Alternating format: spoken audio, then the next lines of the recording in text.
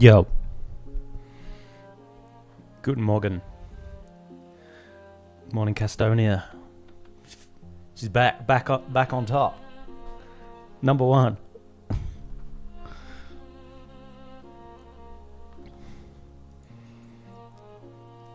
How's it feel to be number one again?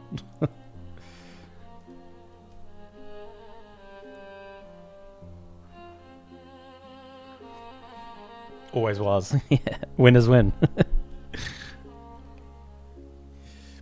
Excellent.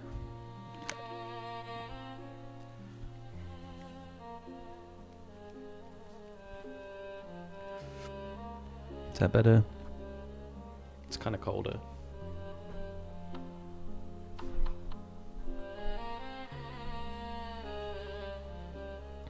I'm good. I'm in desperate need of a haircut. But otherwise I'm good. Had some good sleep. Can't complain. Dang, how cold is it there? It's like... it was like 2 degrees when I got up. I think it's a bit warmer than that now, but... You just get cold when you're sitting around, you know?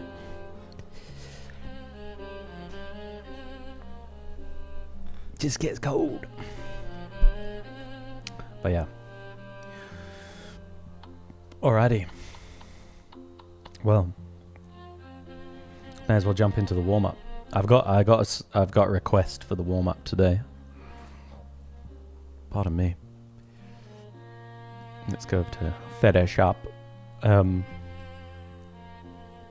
So I was asking Daisy this morning, what shall I do for today's dagger? And then she came up with this whole story. So she chose rose quartz as the material, which is this stone, kind of like a milky pink stone. And she was like, and the kind of knife you should do is like a letter opener. And basically, the story behind it is that it's like, it was a letter opener that a lady had received from her lover to open his letters, but he betrayed her, and so it has become the murder weapon, and therefore it is now known as lover's scorn, and it's a rose quartz letter opener dagger. So that's some very unnecessary narrative behind today's warm-up.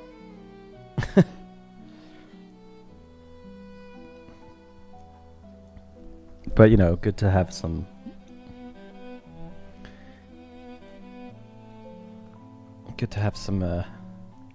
narrative behind it, I guess.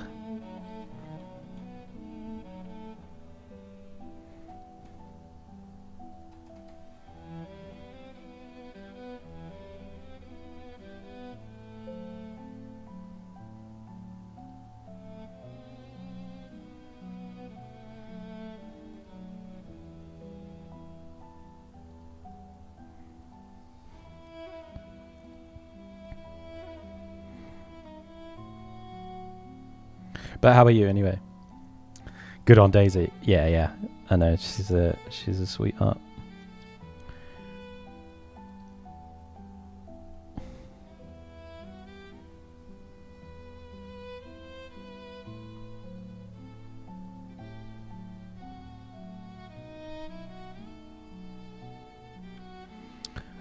Murdochs, hello. Good morning. Welcome.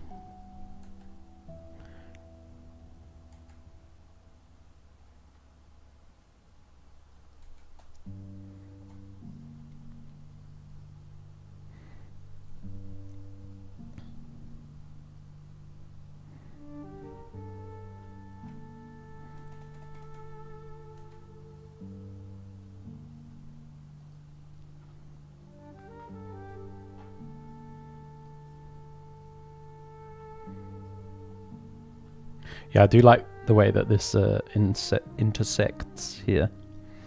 And I think what we'll do is we'll sort of turn that into a heart.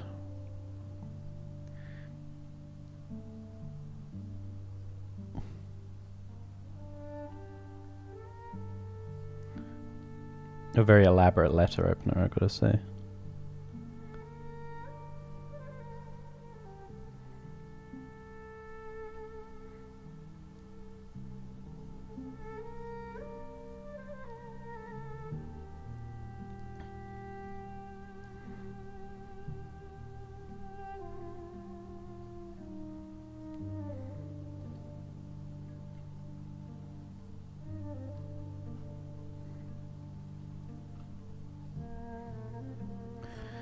Oracle, what's up? Good morning. Good morning.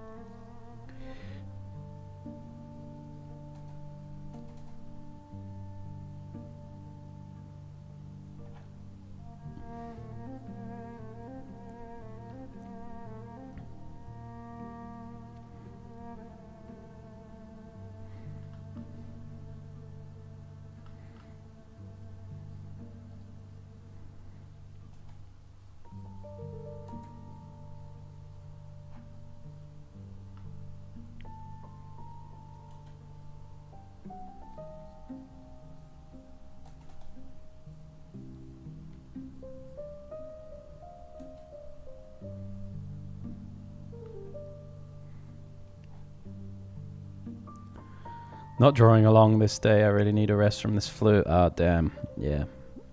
People been getting wiped out.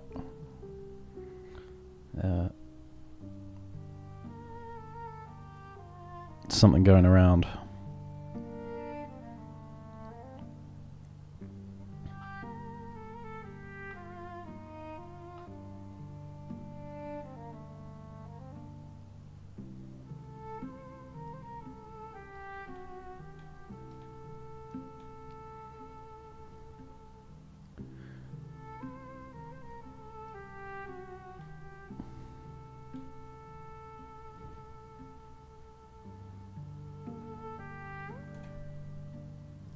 I was working on some hag thumbs yesterday. Oh, nice. Yeah, hang on. I've got something to show you, actually.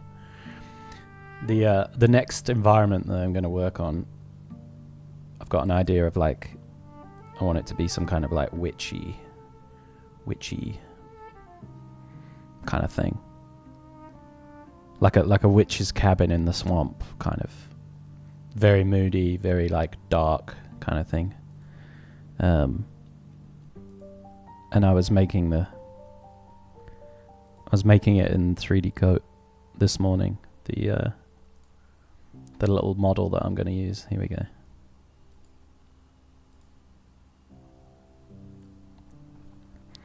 So I don't quite know what the composition is going to be yet, but there's going to be this like witch's cabin, right, on stilts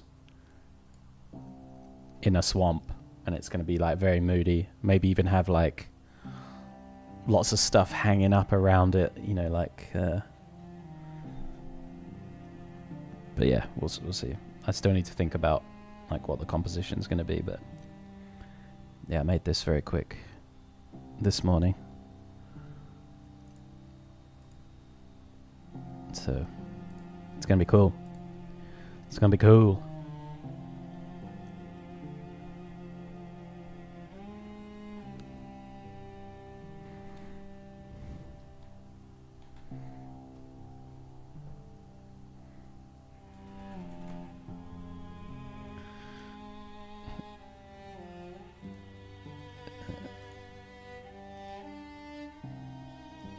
Yeah, I'll have a look at your thumbs. Hey, good morning. A gamer draws. He certainly does.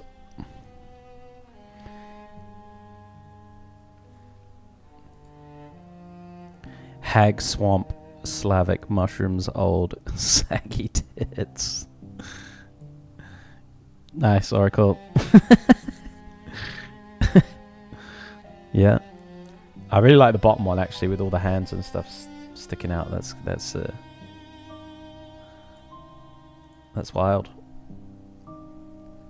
It's wild, you're wild.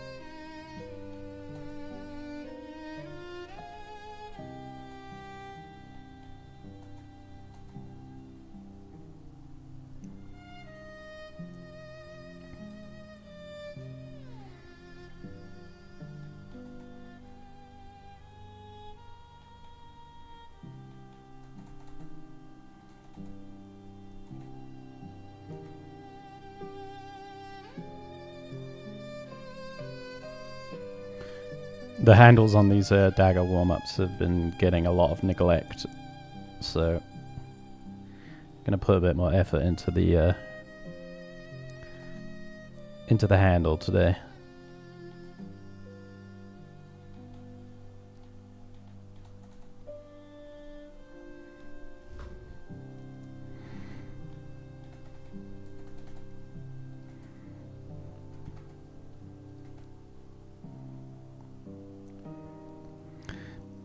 This is I explained at the start, but I think only Castonia was here. So I was talking to Daisy this morning, and I was like, "Yo, what knife shall I do? What's today's knife?" And she came up with this backstory where basically it is a letter opening knife. Given to a lover, given to a lady by her lover, except that he then betrayed her, and so now what was the knife she used to open letters from her lover has become the murder weapon.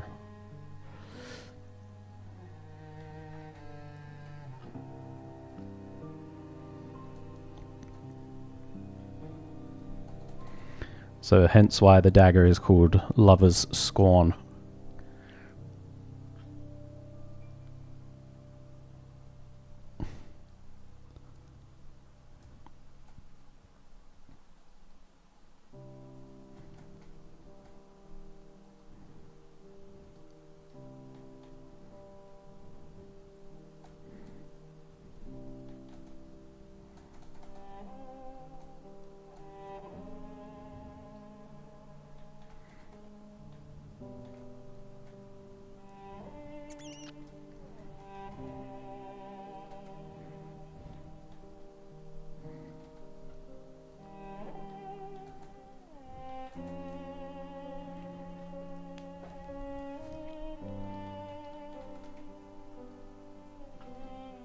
So it is a rose quartz letter opener that is turned murder weapon.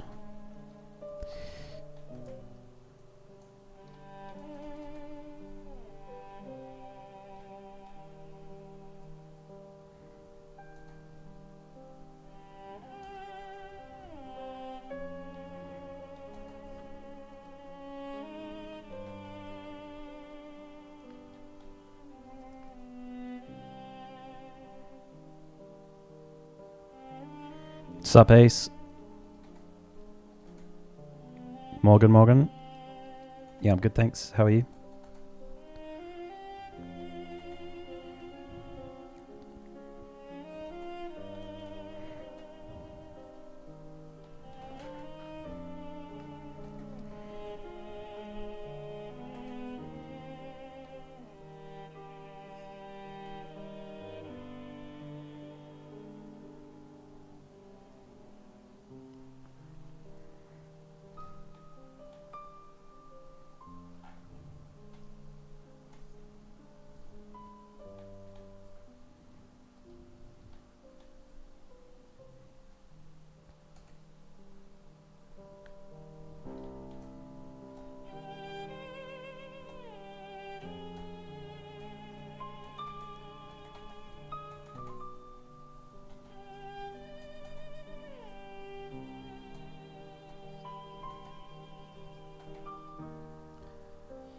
Doing pretty good myself, aside from dropping my stylus and messing it up its sensors.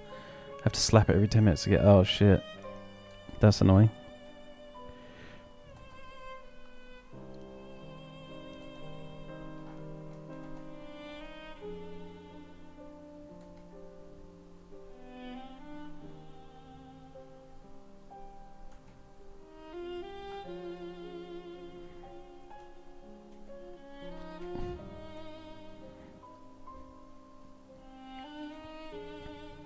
Maybe you can recalibrate it on the tablet settings. Maybe that'll help.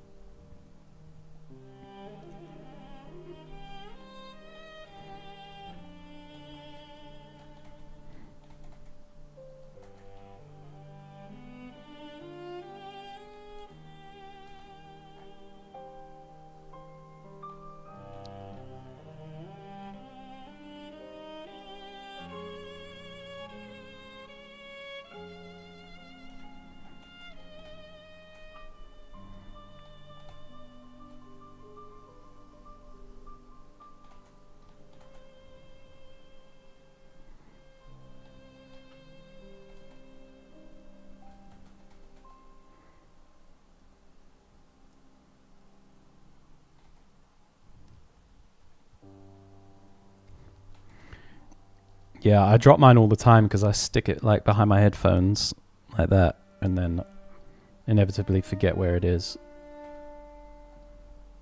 and it falls out while I'm looking for it.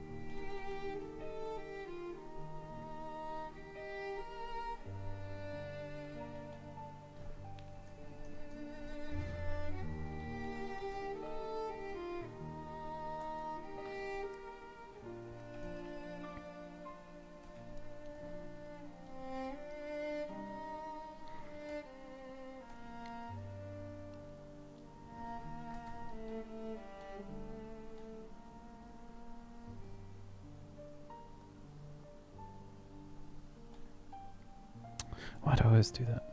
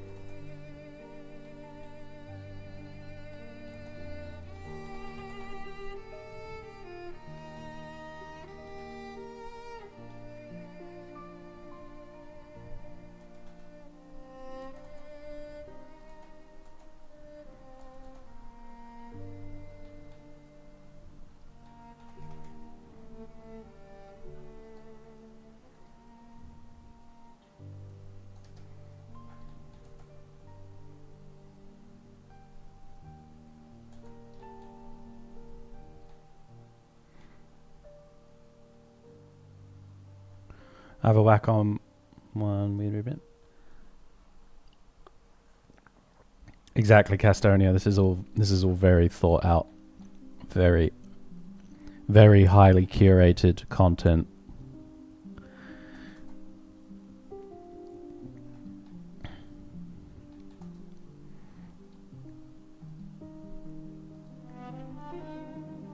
You won't find this level of curation anywhere.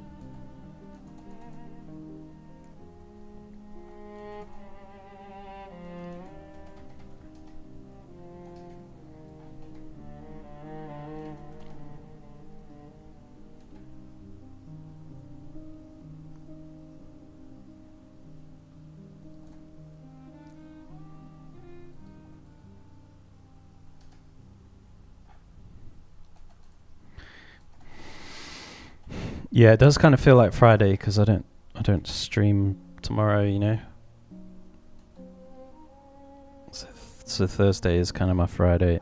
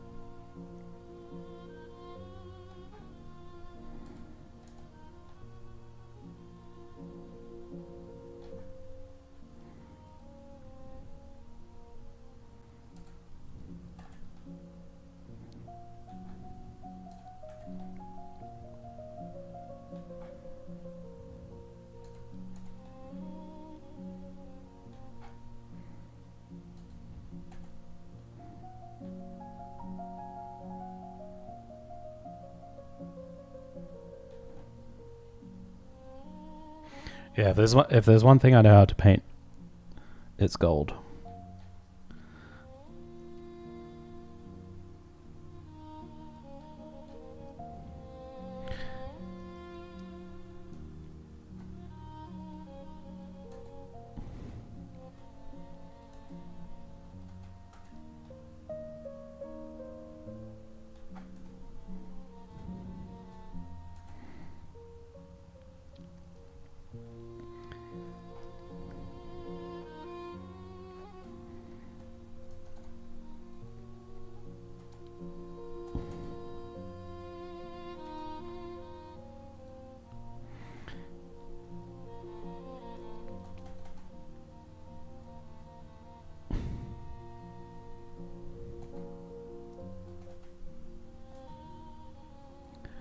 I love painting it. Once upon a time was one of those things that was very difficult to paint. And I did a lot of studies at a certain point in time. And then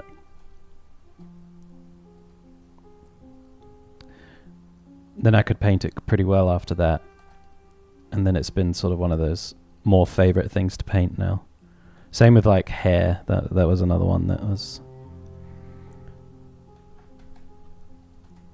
really difficult at a certain point.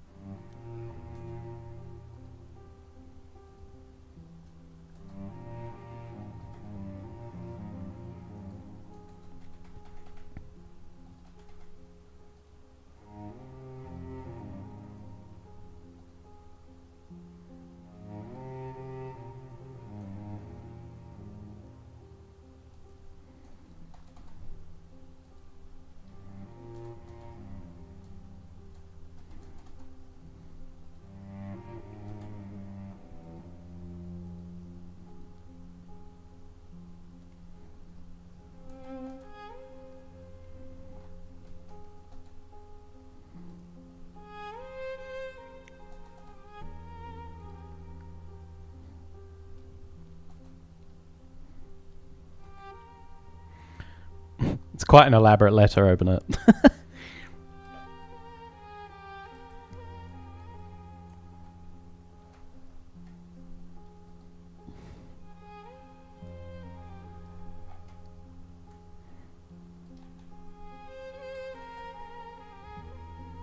That's fancy. Yeah, very. Morning, Morgan Daniel. Morgan.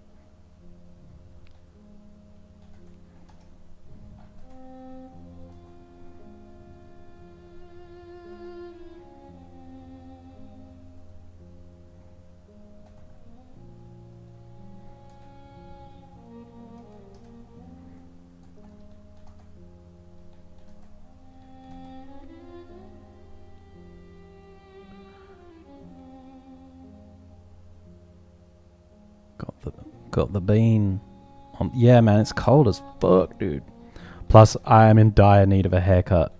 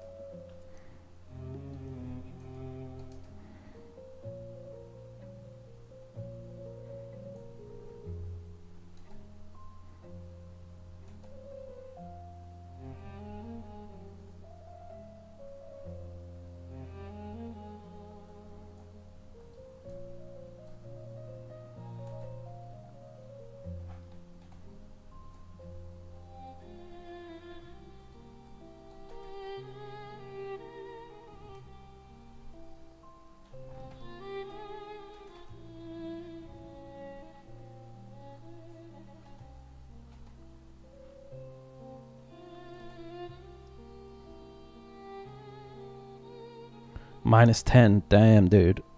Yeah, I don't think we're getting anything like that, but...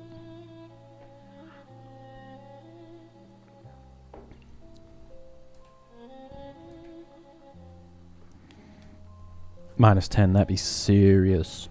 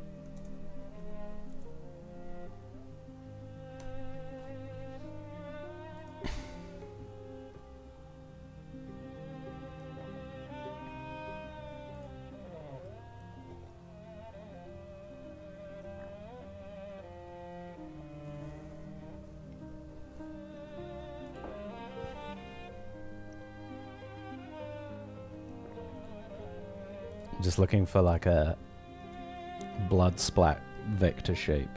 Hang on.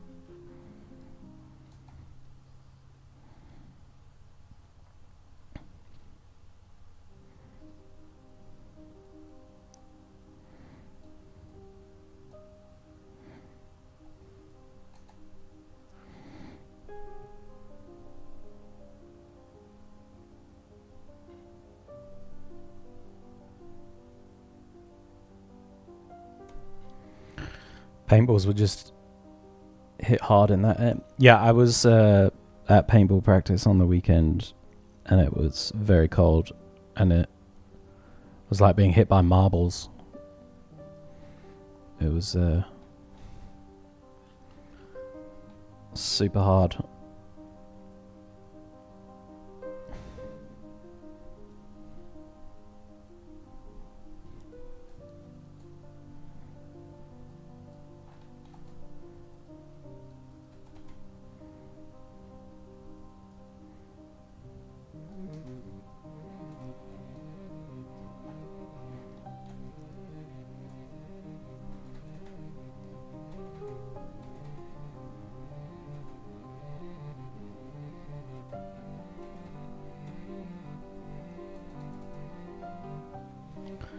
Super hard, yeah. I got some nasty bruises on my legs.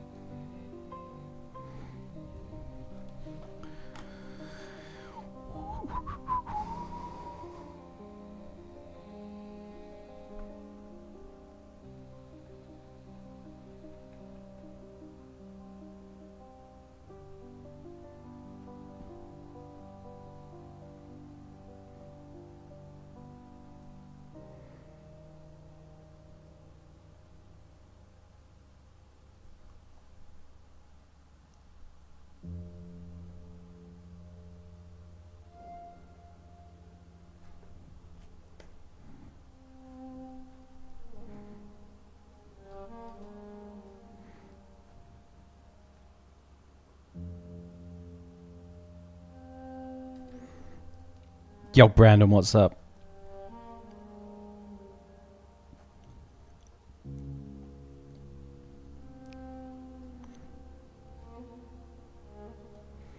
Yes, well, Daisy came up with the idea for today's dagger. It is a letter opener that was given to a lover to open, his love letters, but he betrayed her, and so the once gift now turned murder weapon.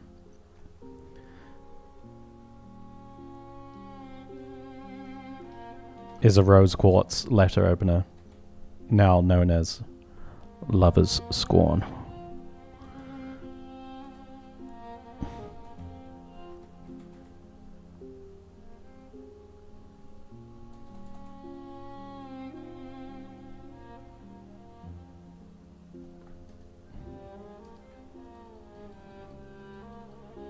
How am I doing today? Yeah, I'm doing good, mate.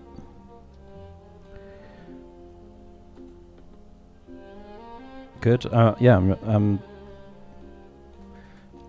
This environment that we've been painting it's been really fun.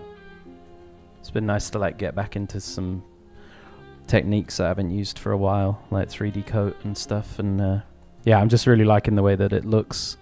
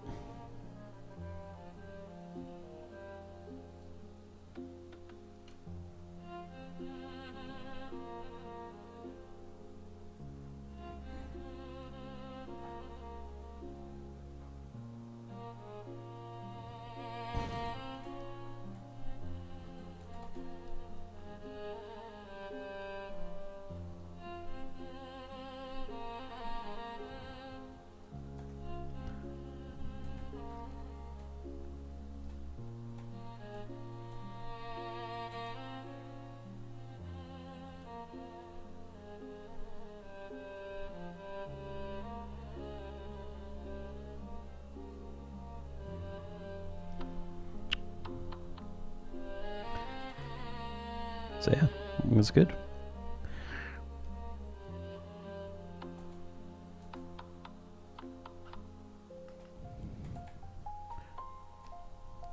Fancy. Yeah, exactly.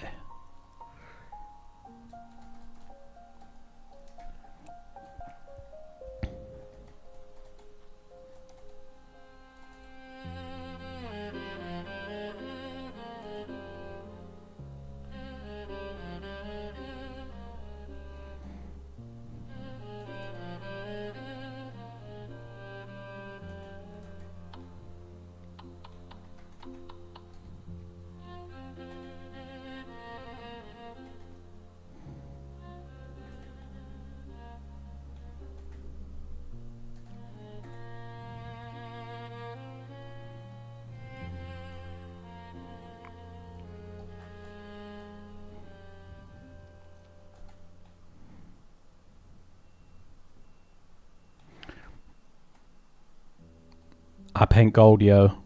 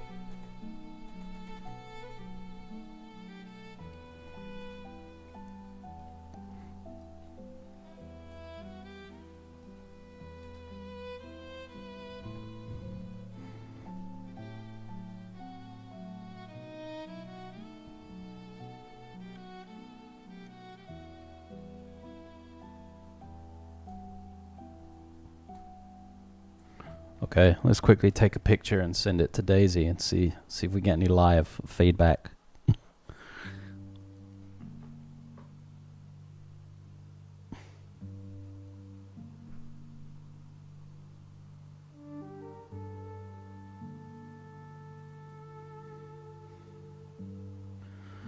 See what she says.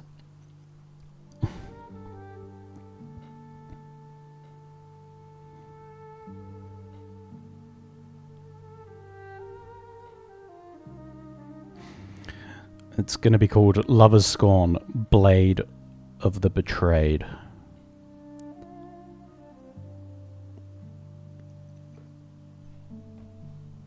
And we'll see what she says. Right, she says, cool, I love it, badass. She says tragic.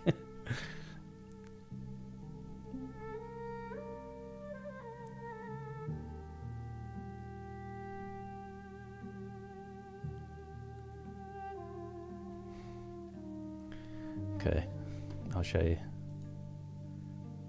Daisy approved. Yeah.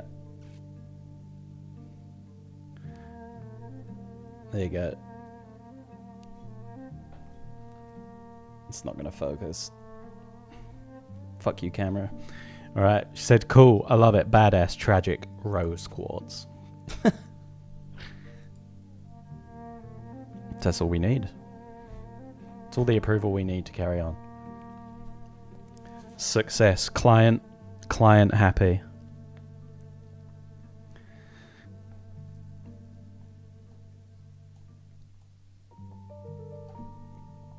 What was that? That was a record-breaking time. That was we started like 3 or 4 minutes in, so 47 minutes. I'm knackered now. Yeah, green light, get it in the game, ship it. Ship it.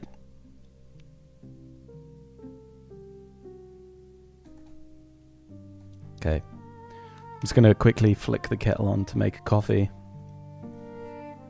Now I've got to paint the scene. The murder.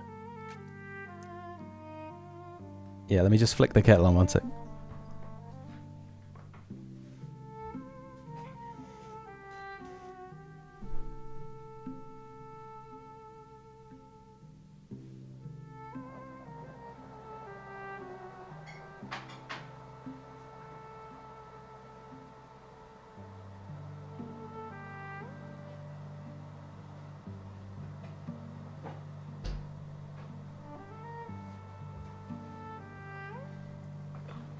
I'll take some suggestions for next week's daggers as well. Let's see. We've had black iron.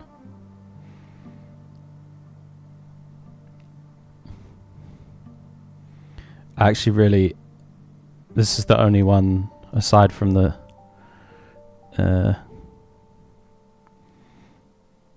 abyssal one. The Abyss Splinter that I actually like. Didn't like yesterday's. Felt like I didn't quite get the material on this one. This one I hated. I think I had it at one point and then it just completely disappeared. I messed up the material basically.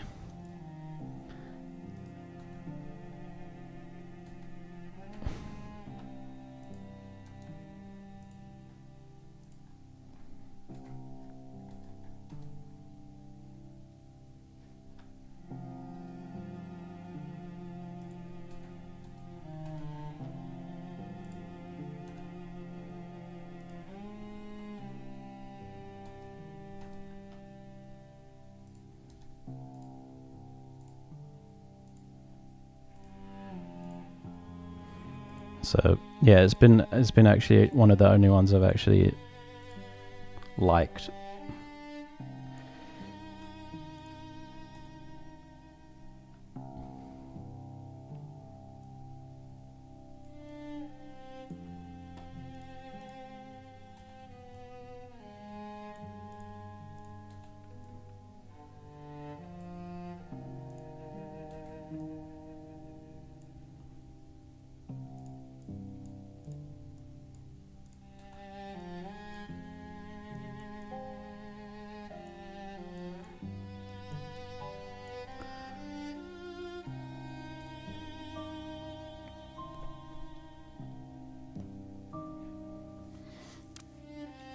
Yeah, bismuth.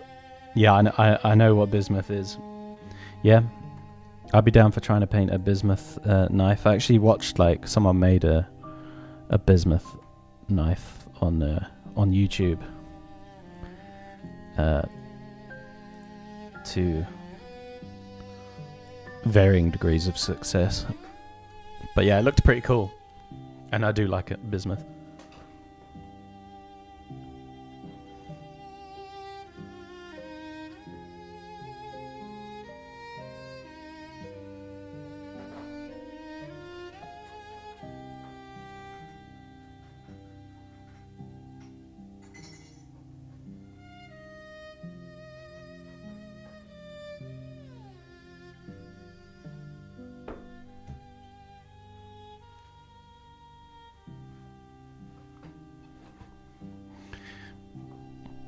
Yeah, I'm not quite happy with the collection, but you know, we'll just do one a day for the warm-up and just keep going, and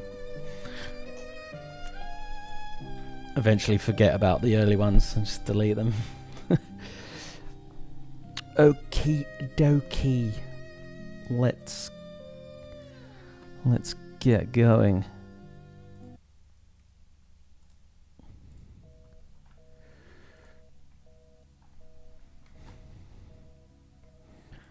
Okay, Lover's Scorn. We'll leave that open, I guess. See you later. Alright, back to the Abyss. I was making some notes on it this morning. Just like some stuff I want to do. Yeah, I was potentially going to sort of like open up the pathway at the front here, so it sort of curves back round to us. Just gives us a bit more interest. And then I was thinking maybe these bone structures that are at the top of the staircase, I'd make something a bit more elaborate out of them. Something a bit more, well, just a bit more elaborate. And then on the side, these kind of buildings here, just having more like bones and stuff that are going up them on both sides, just gives them a little bit more interest. So yeah, these are some things that I'm going to maybe do on this today.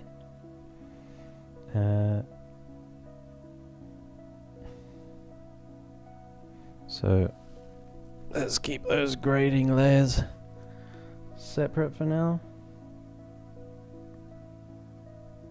Not decided if I'm going to like keep it so that the light is like a little bit more focused on the building like this, or just really crush the values down and like make the staircase a little bit more the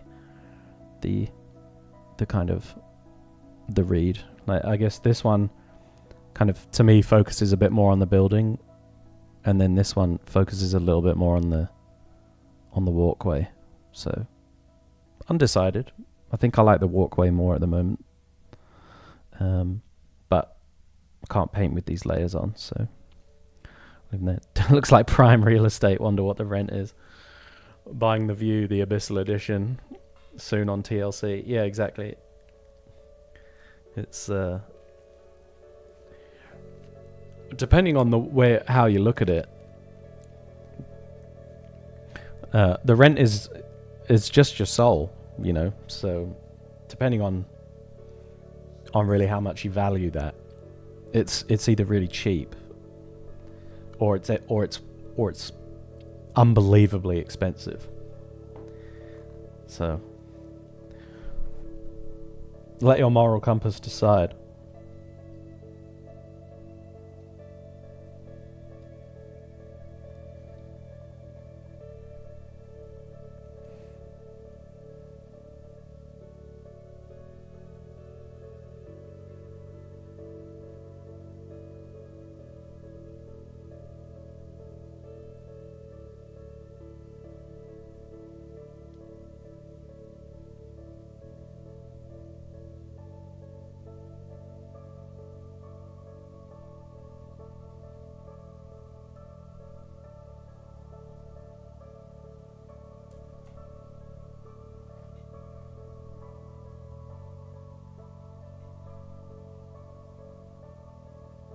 I see you're okay with that.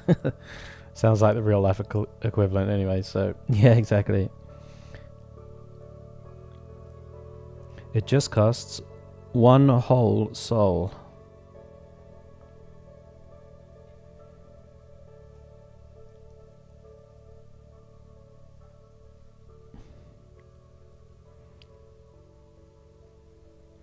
To be redeemed.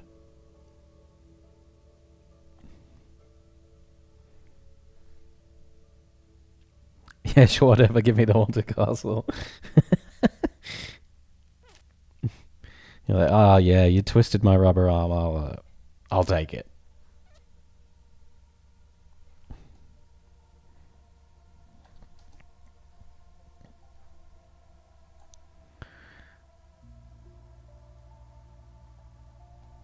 Yeah, I think you could probably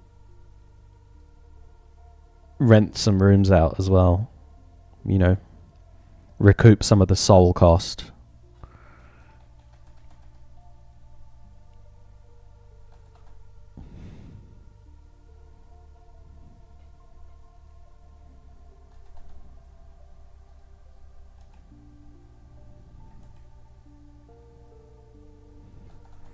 Recoup some of the soul cost by renting rooms out.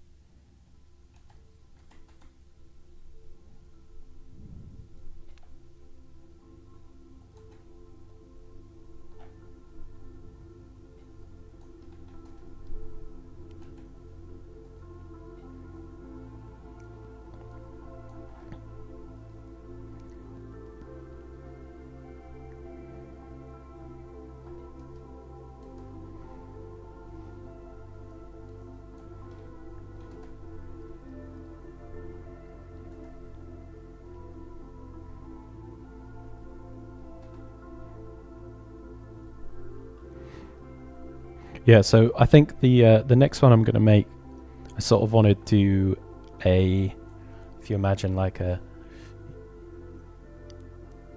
witch's cabin on stilts in a swamp, but I want to, like, even more than anything I've done so far, like, limit the values massively so that it's like, it's almost feels dreamlike, like you don't know if you're seeing it or not, you know, and it's all very sort of hazy and spooky. Maybe even have like the silhouette of the witch like hovering above the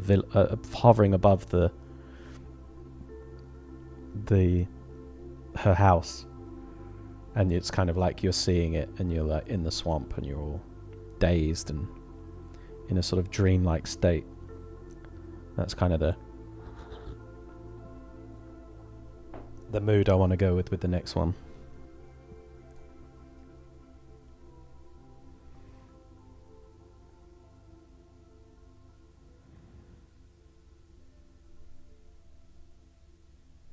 So watch out. It's only getting spookier from here on out.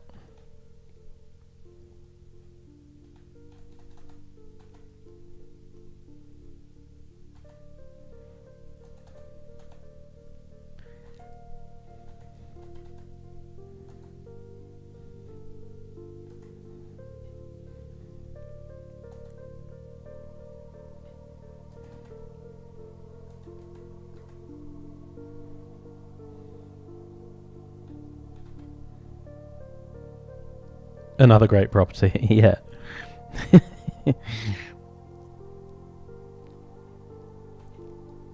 Listen, I only show the best properties off on the Heath Real Estate Property channel, you know. Have I got some deals for you? One roommate, whole apartment share. It's just Baba Yaga. Keeps herself to herself. You know, she's the owner, but she lives there. Otherwise, yeah. Good references from previous tenant. So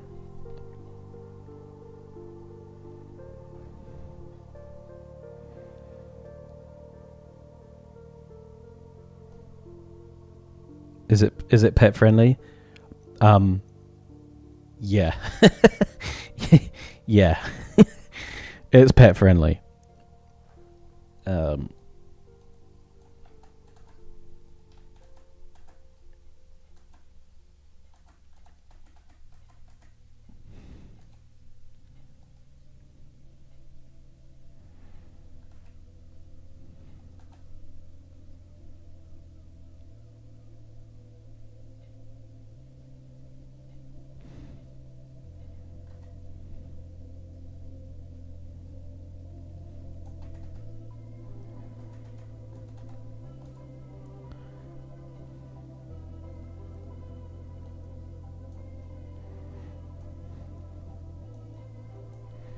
Oh yes, it's pet friendly. But the question should be really, as the tenant, do you like pets?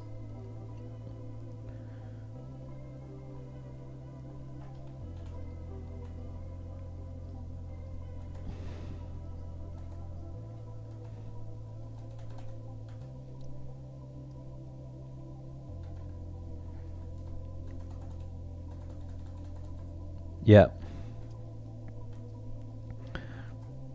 It's a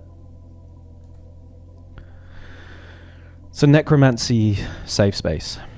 Is necromantic home share.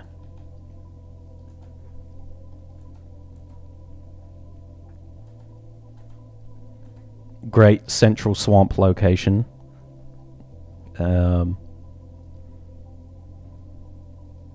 Yeah.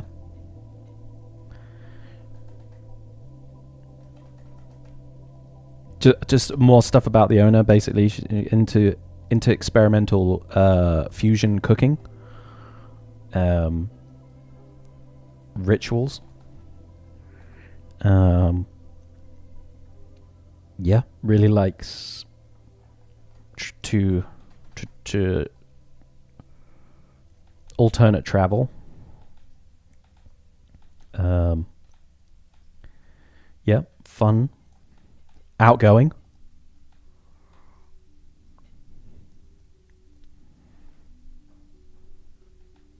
Necro-safe environment. Yeah.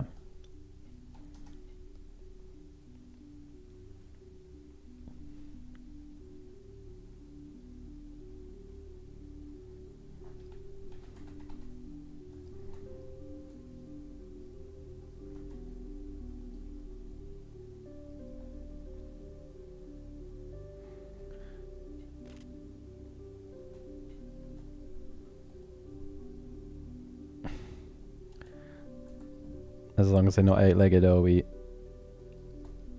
not into spiders, are we?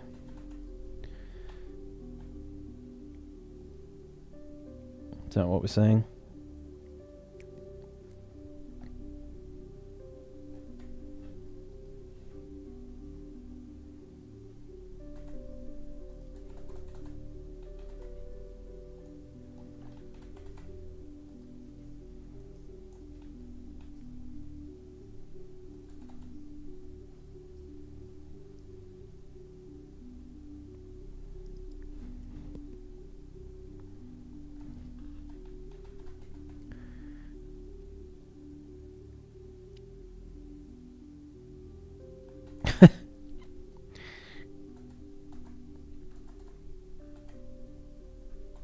Yep, amazing, amazing collection of fingers in the house. Avid hobbyist, I think, is what the advert actually says.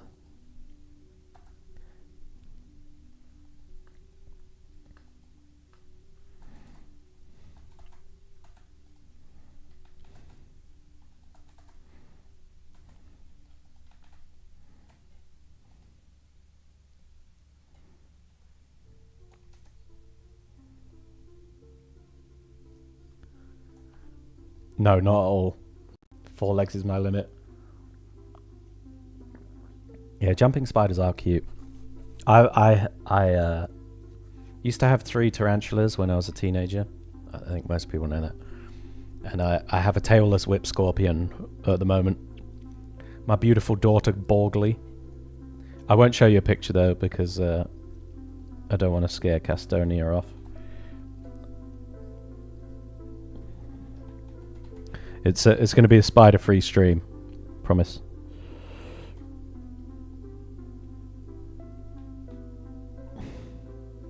But if you're interested, look up tailless whip scorpion. If you've seen Harry Potter, the movies, it's I think in Mad Eye Moody's class when they're like picturing something that they fear the most, and it comes out the wardrobe, and that big thing comes out. That's a tailless whip scorpion. That really kind of like flat, weird bug. Yeah, I showed her. Yeah, I know. Yeah, she's my girl.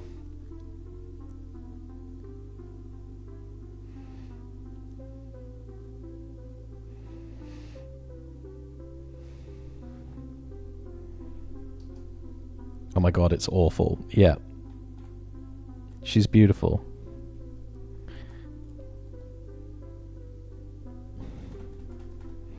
My beautiful daughter Borgley.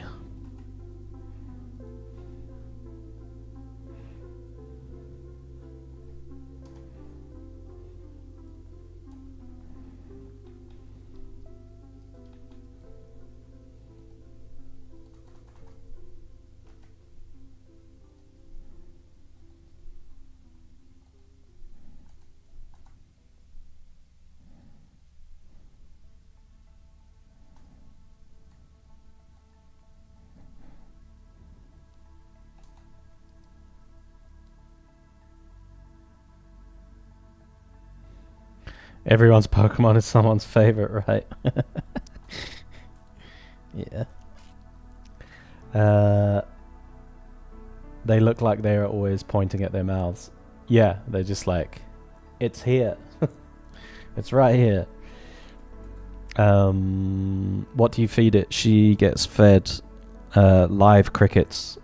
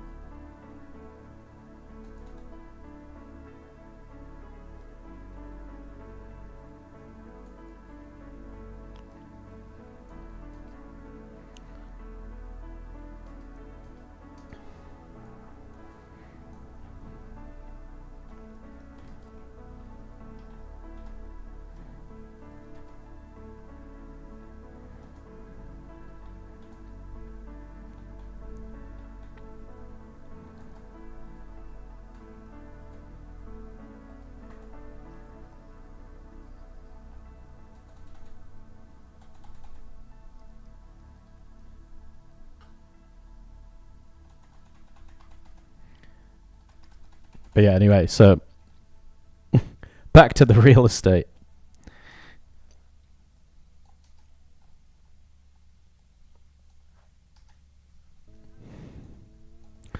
This one is it's been on the market a little while. like I said, depending on your viewpoint, it's the rent either comes across as extortionate or wholly affordable. There is a live-in landlord. Live-in landlord goes by the name Kulamak. Is kind of, don't know what you could say. Job title is like CEO of the Abyss.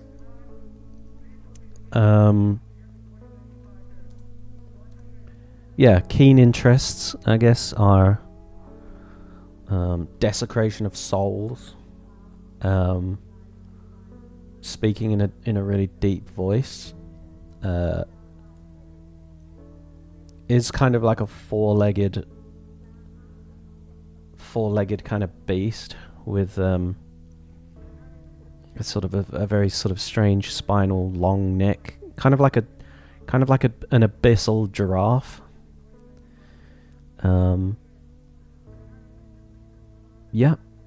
Seems just, let's say,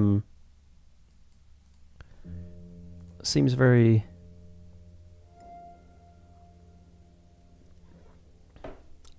passionate about their job, you know, bit of a workaholic.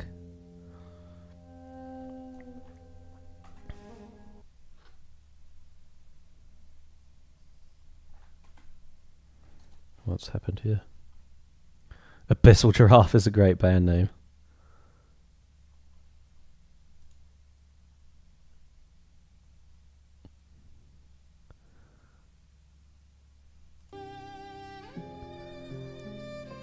Yes, I guess it is.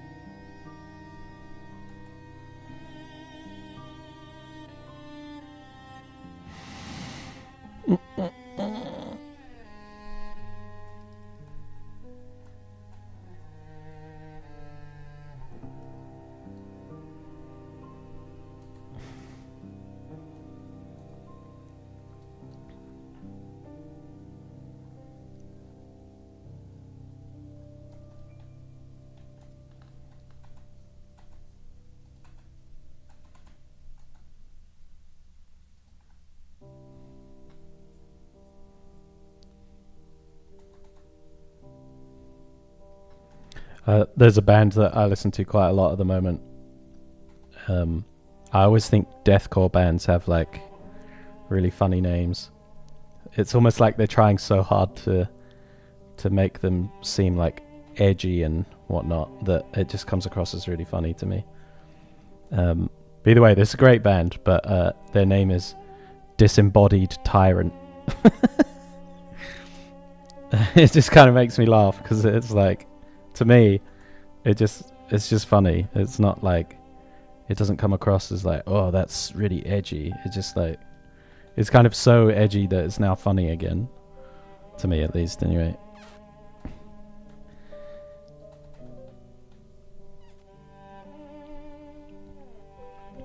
It's gone around full circle and met itself like back at the beginning again.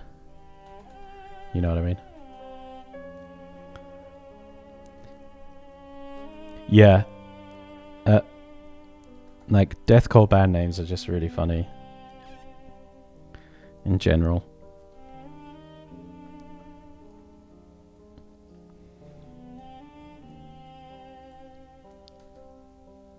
They're sort of too edgy in a way.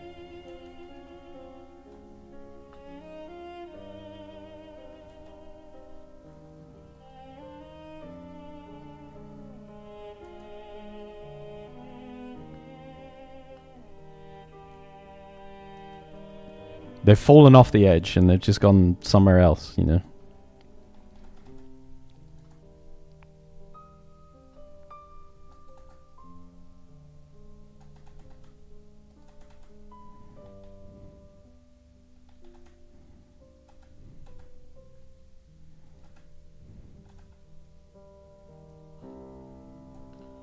Yeah, I really like the sort of, you know, unreadable tangled tree roots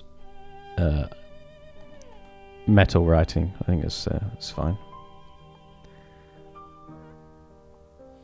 My favorite band is yeah, I really like Disembodied Tyrant at the moment. I'm going to see Lorna Shore next month. For my birthday, so that should be pretty fun. Lorna Shore's actually breaks the deathcore kind of band names rule, because they're just named after a journalist from the Batman comics.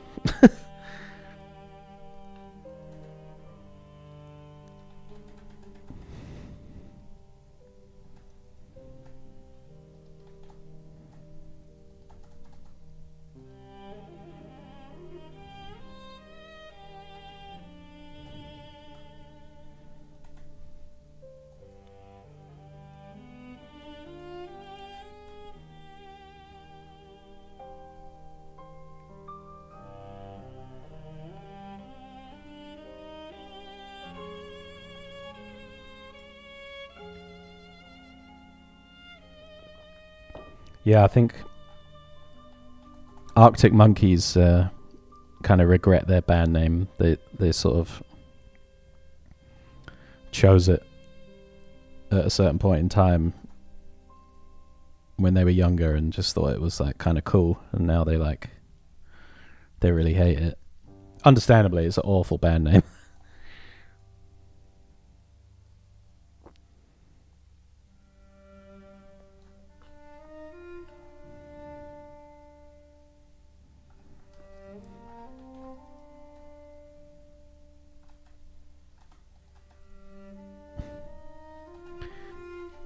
Yeah, have you seen I don't know where they are. There's somewhere where there's some like hot springs, and all the monkeys like go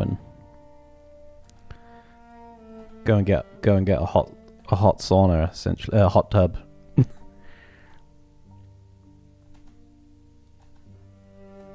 That's in Japan. Oh, nice. Yeah, they always look like they're just chilling.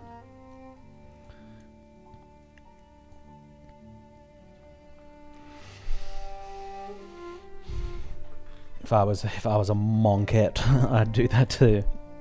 Yeah, for real. The dudes know what's up.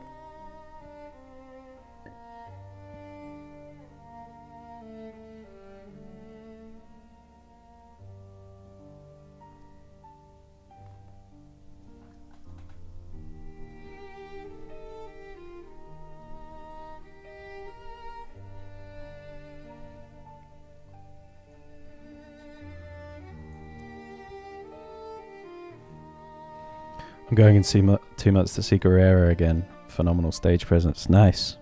That should be fun.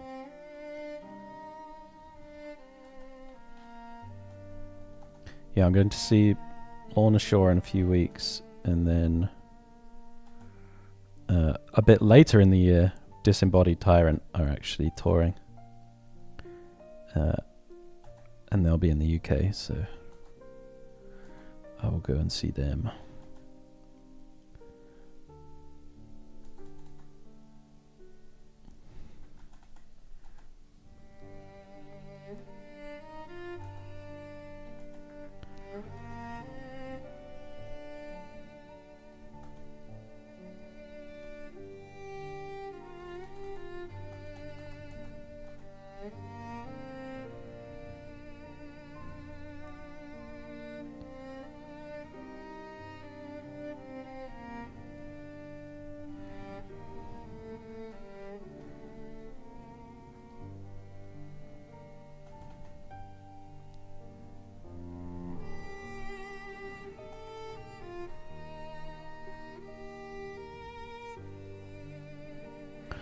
Yeah, I'm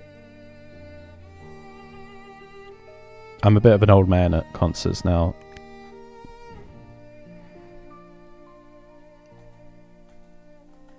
I just sort of stand at the back and watch.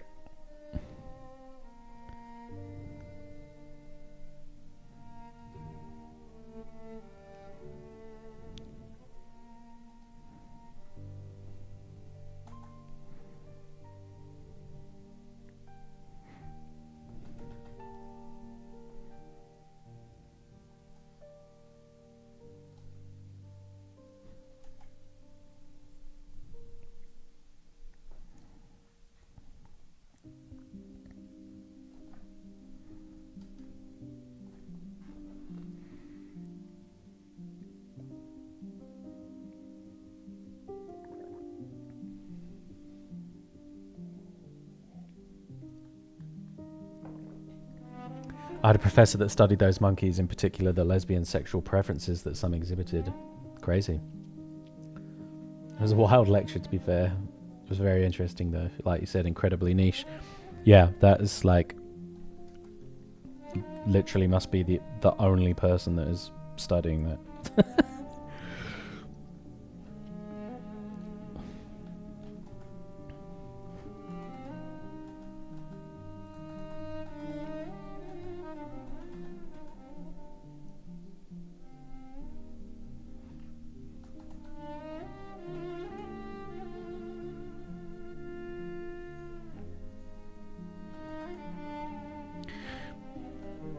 When I was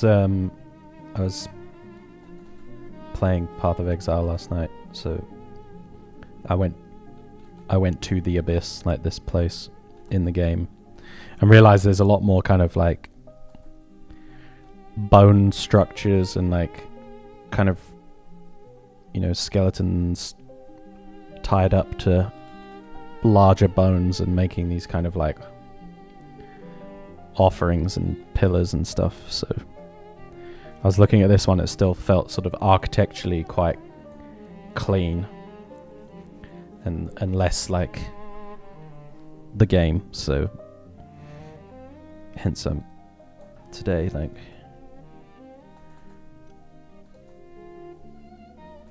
trying to get a bit more of that feel in there.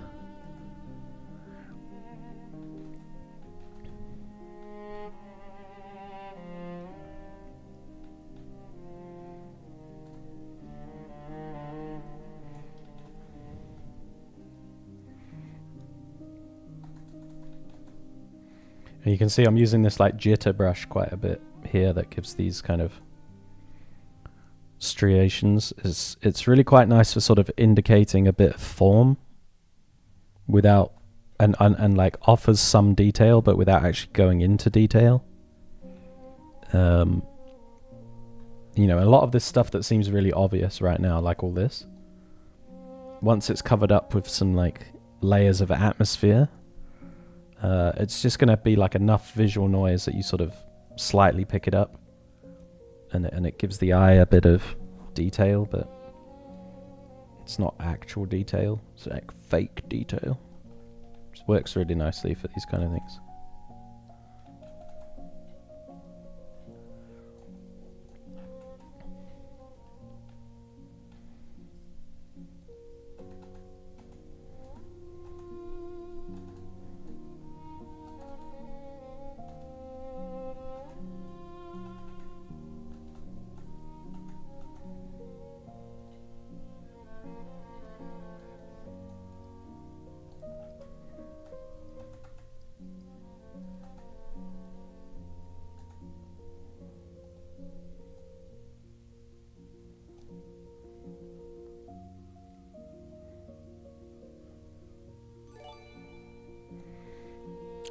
Vadis Rattlekin, thank you for the follow.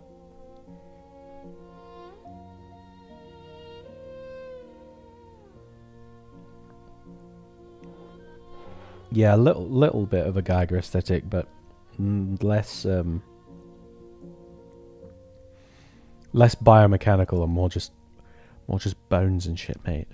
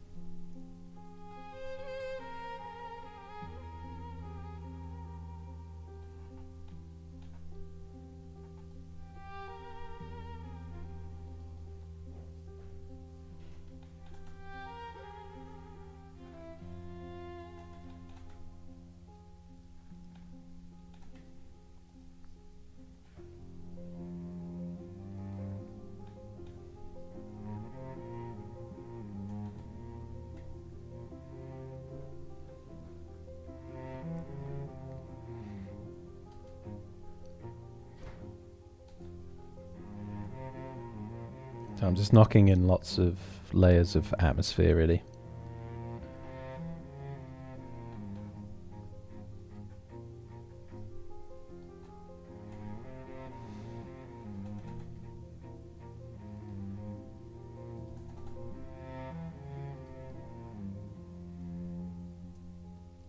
Building up the mood, as it were.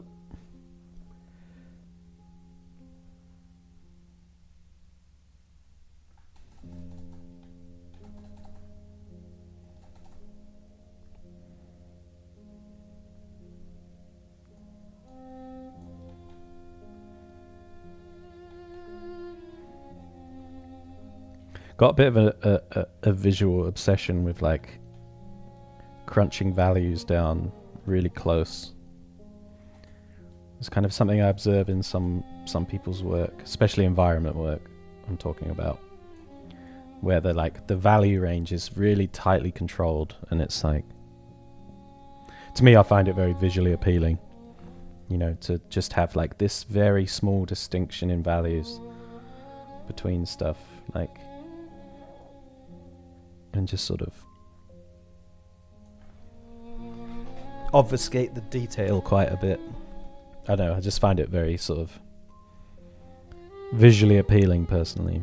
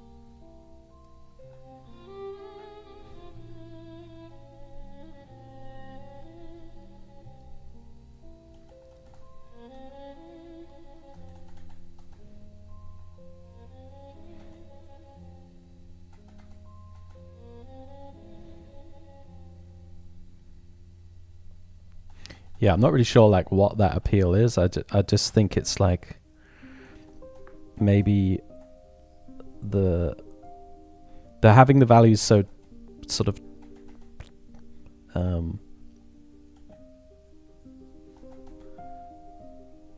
like tight together in their relationship. It almost like shows a certain amount of restraint on the part of the artist to like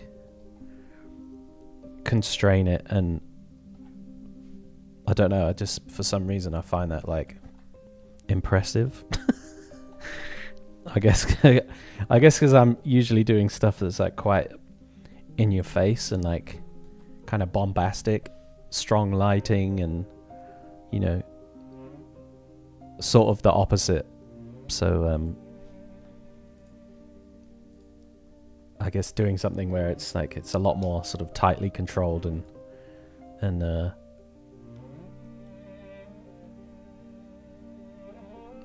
I guess, what's the word? Strict, I guess. To me is quite appealing. I think because I find it hard to do that. I'm much more of a like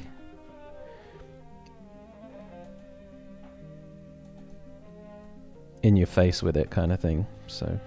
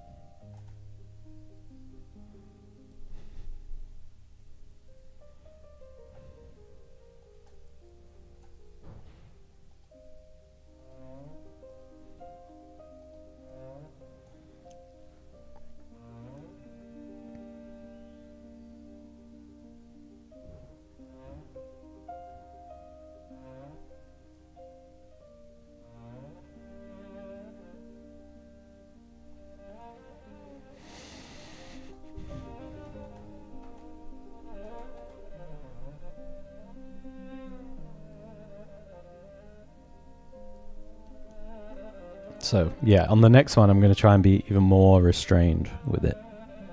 I'm going to try and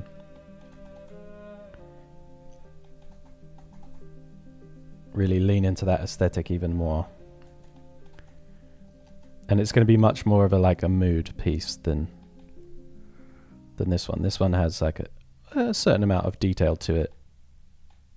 But the next one is going to be like much more devoid of detail and just really heavy on the mood.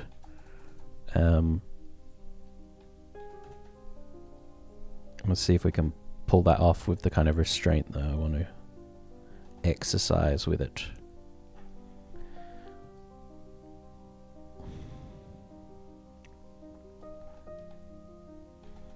I don't think the next one will ultimately take that long because of that. It'll just be like trying to adhere to the restraint, I guess.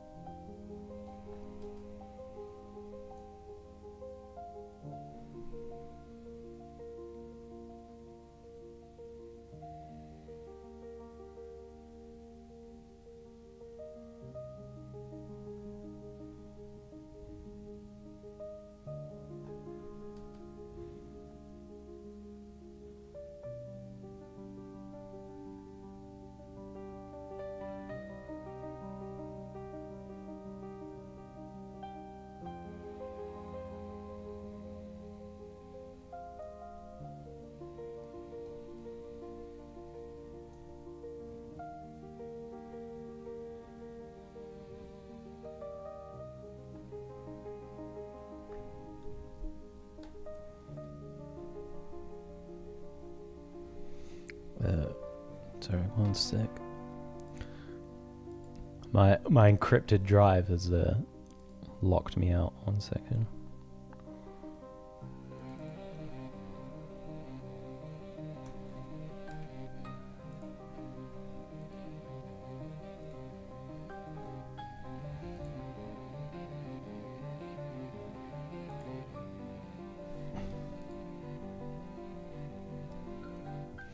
Goddamn hard drive encryption.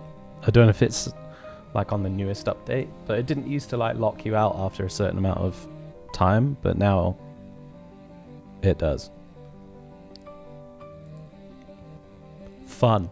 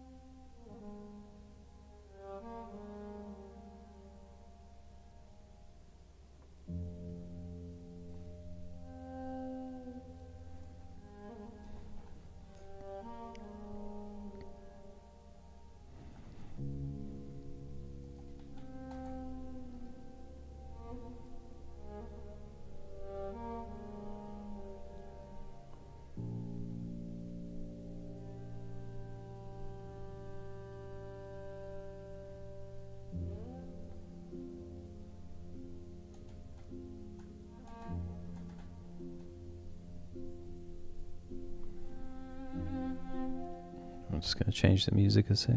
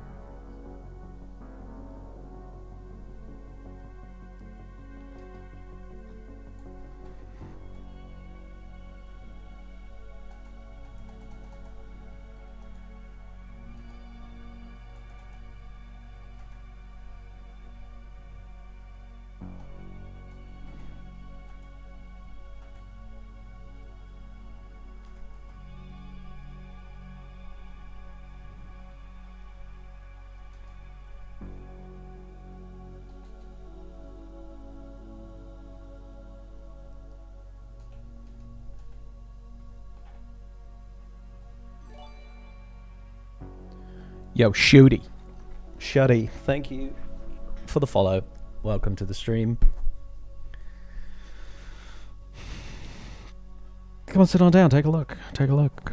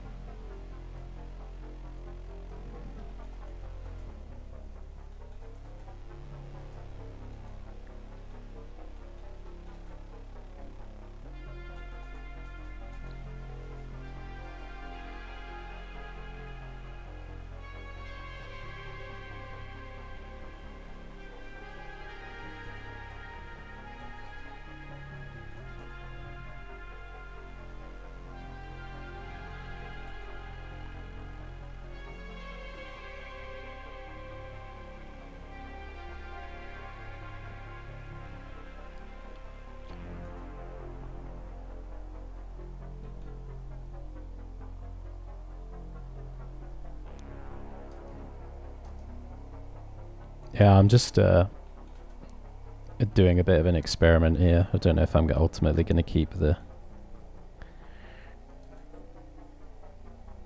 this whole character scene type thing, but I sort of drew it earlier as some notes, and I still maybe like the idea a little bit, but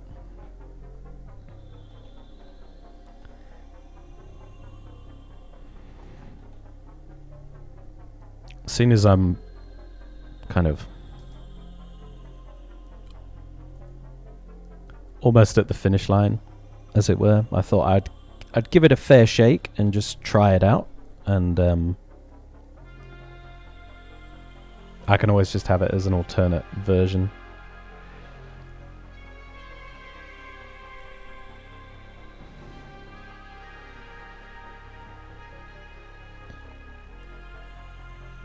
If you don't mind.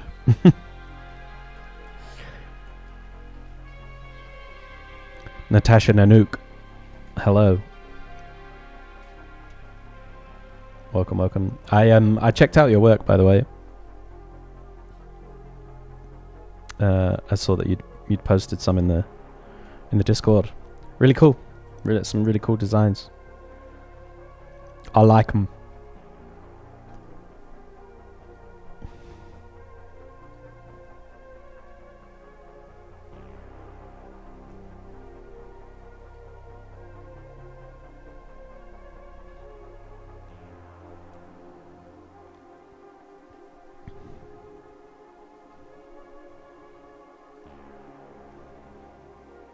Actually called scene environment piece can be transformed into a narrative so quickly. Well, yeah, when I was actually building this in 3D, I did have this kind of narrative idea in the back of my mind a little bit. So it's not just like, oh, this composition suddenly works. It's like there was in my mind, like, this area was potentially going to be sort of one of the focal points if I did do something narratively, but otherwise it was going to be the building if I didn't have anything there. So it was just going to be like, you would get a bit of storytelling from like these pillars, right, with the bones on them and stuff, but really the thing was just about showing off like the vastness of the building and just sort of the overall mood and eeriness of the piece. But yeah, so that kind of framing was there from the beginning, really. Did you? Thanks. Yes, I did. Yeah, I always have a little look at everything that's in there, obviously. But yeah, very cool stuff.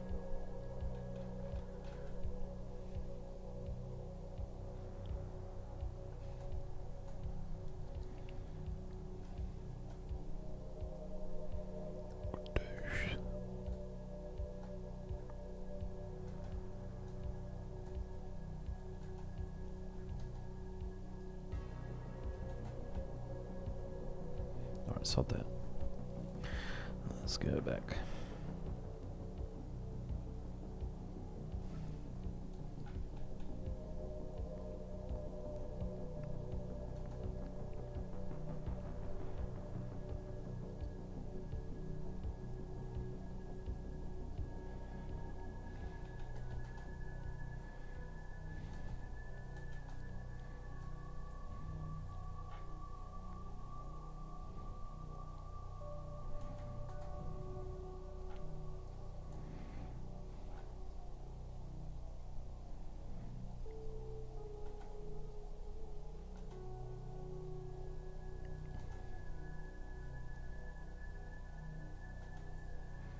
But yeah, I ultimately probably won't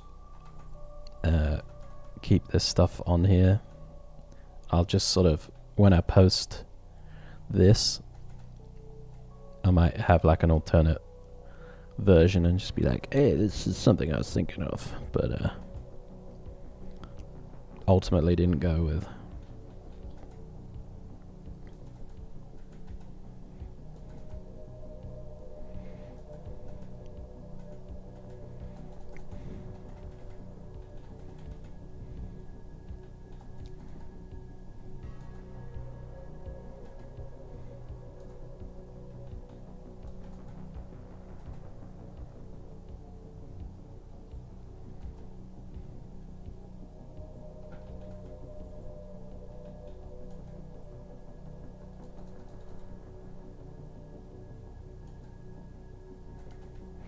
Yeah, this guy climbing up to the side. What do you mean, like this dude here? Or this dude? This dude here, I imagine like he's got his spine like that. And this is the back of his head, and he's going to be like basically climbing in like this.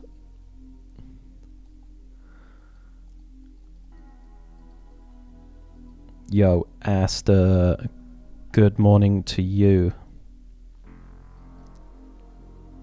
Yeah, the back of the head one. That's a lot of depth. Yeah. Totally.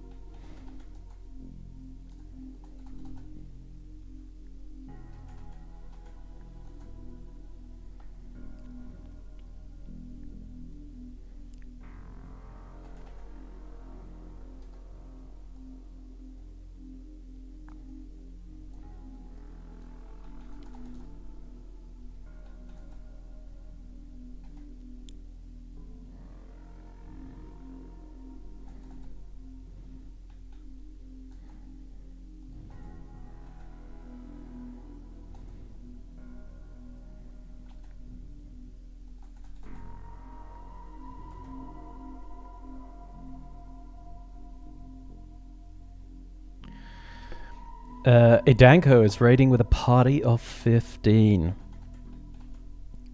Holy moly. Welcome. And thank you very much for the raid. I'm sorry the alert doesn't work for some reason. I assumed they all worked, but alas, it does not. Or it's not working today, at least. But thank you. Hello. Hello from Italy.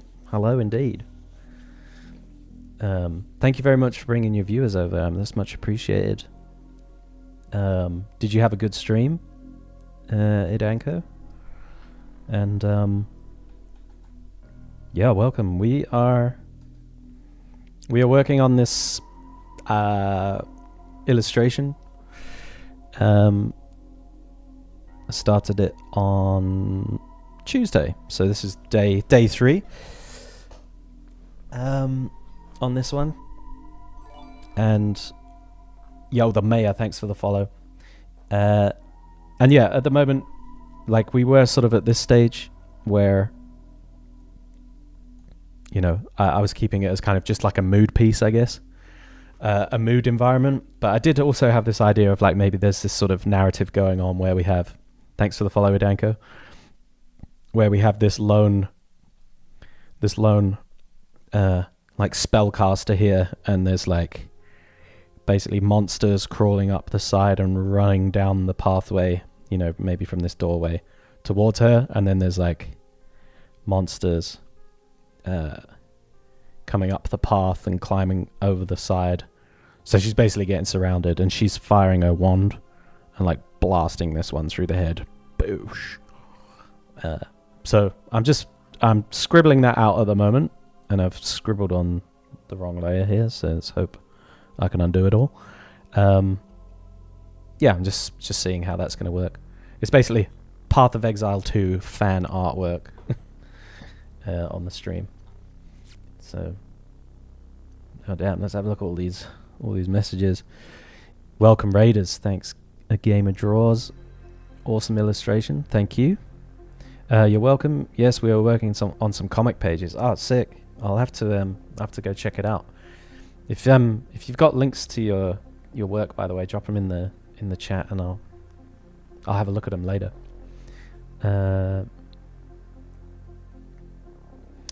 Yes, we met yesterday. My friend here wanted to meet other artists, and I saw you online again. Sick.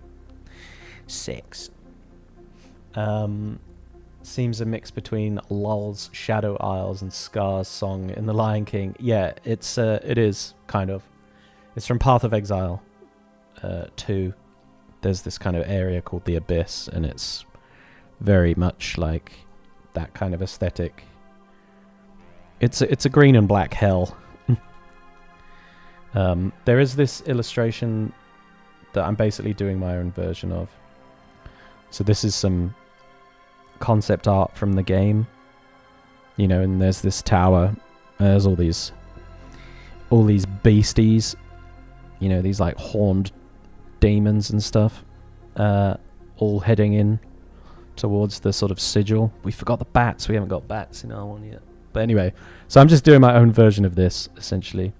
We got some other like references from the game as well. This is one of the bosses in the Abyss. This is one of the... It's like the throne room where you fight one of the bosses, and these are kind of some of the monsters like shambling around. But they're all sort of made of like bone, and they're kind of zombie-ish, you know. This one has like legs that are made of lots of people like going over, and yeah, this kind of aesthetic all over. This is from the film The Empty Man. If you've ever seen The Empty Man, it's a good film.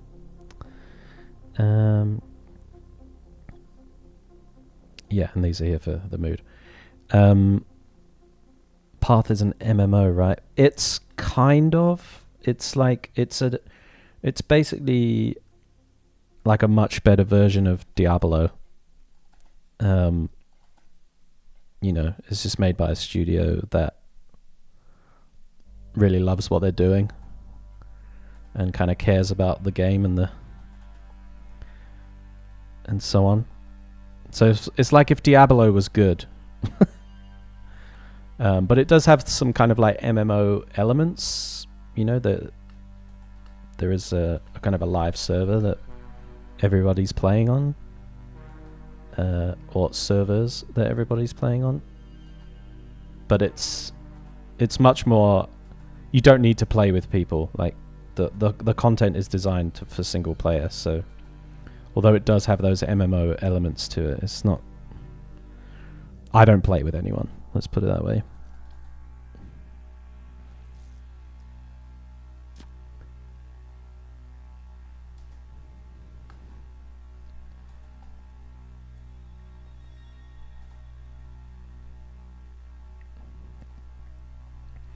I know these guys have like horns and shit on their back, but then it kind of makes him a little bit...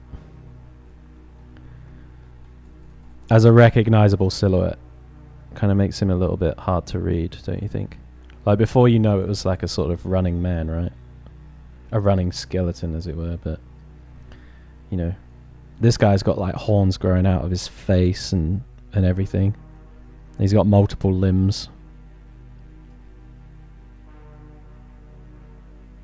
And it does make him a little bit hard to read. I don't know, we could try. It's on a different layer, so... Have to go now, low battery. Have a great day. Yeah, you too. Thanks again for coming over. Much appreciated.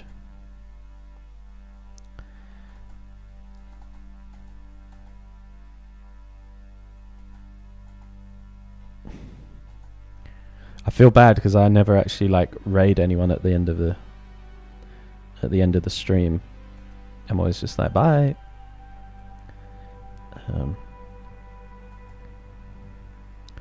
But to be honest, I was looking through the art channels earlier on Twitch, and like it's all the same.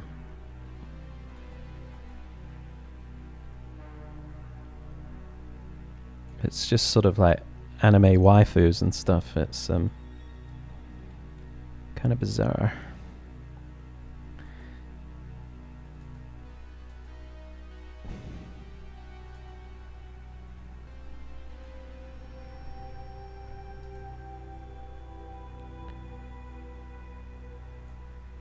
Yeah, it's a great way. Yeah, exactly. I need to do it a bit more.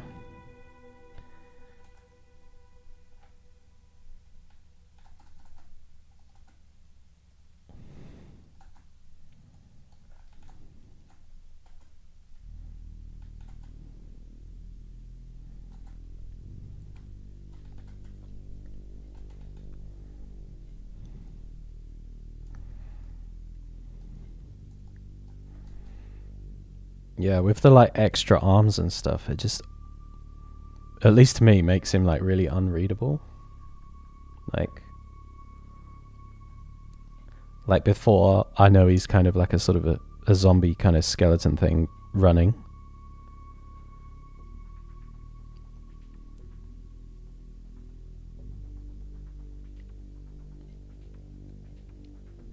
Yeah, I'm gonna keep him as the skeleton because he's a bit more readable that way. Can be a bit risky raiding if you don't know the person there. I always just do a heads up of, okay, I don't know these people, so if they are weird, that's on them. Yeah, it's fair enough.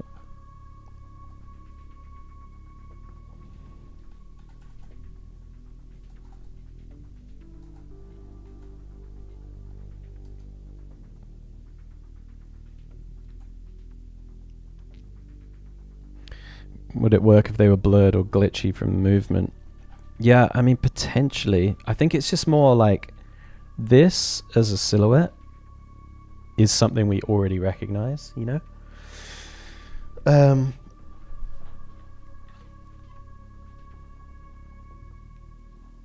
And when you add these other things, especially specifically right on the ref, this dude, like you can see him quite well, I guess, in a way. The mayor, I have to go now. Lunch is ready. Catch you later. Thanks for the follow. But yeah, this guy even, you have to look at him for a little bit to be like, wait, okay, what's going on? He's got an arm. He's like crouching. There's this thing on his back, lower back. There's another arm that comes out. There's like a knee joint on that. There's loads of horns. Like his face, he's got kind of like a sort of monkey mouth and lots of eye. Like it takes you a second to be like, what is going on with that guy? It's not super recognizable. And he's very close to the camera though, so you do get the time to sort of look at him and be like, oh, okay, I kind of got what's going on. But like this guy, I feel like much less of a chance of getting that in the first read. And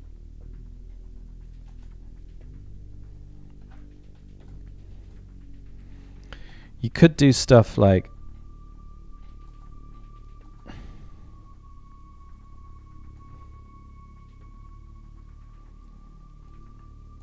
play down a little bit the size of the spikes and stuff, and sort of have them flowing a little bit more in the direction of travel, which can help, and sort of indicate essentially the outline with the lighting on him, so you can get a sort of a little bit of a clearer read overall. Not that everything has to be like explicitly readable and explained. Like there's something to be said for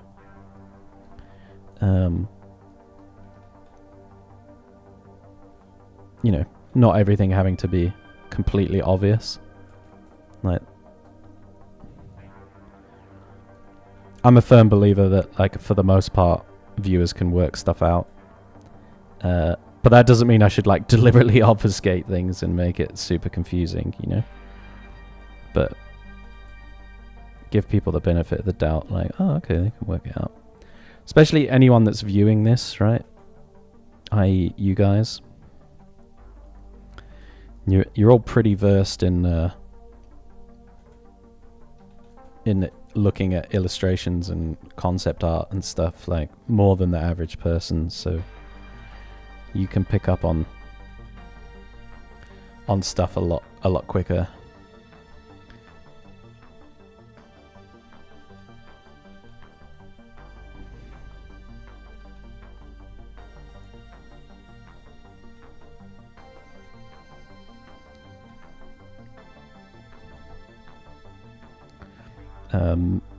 Yeah, sometimes I think, like, if I was to show it to my mother, would she understand what's going on?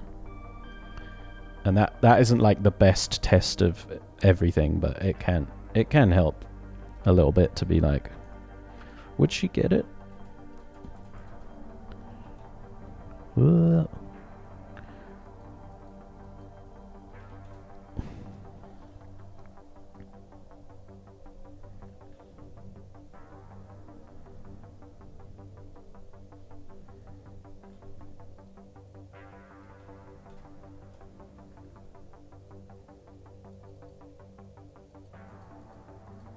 Let's do this on a different layer before I fuck it up.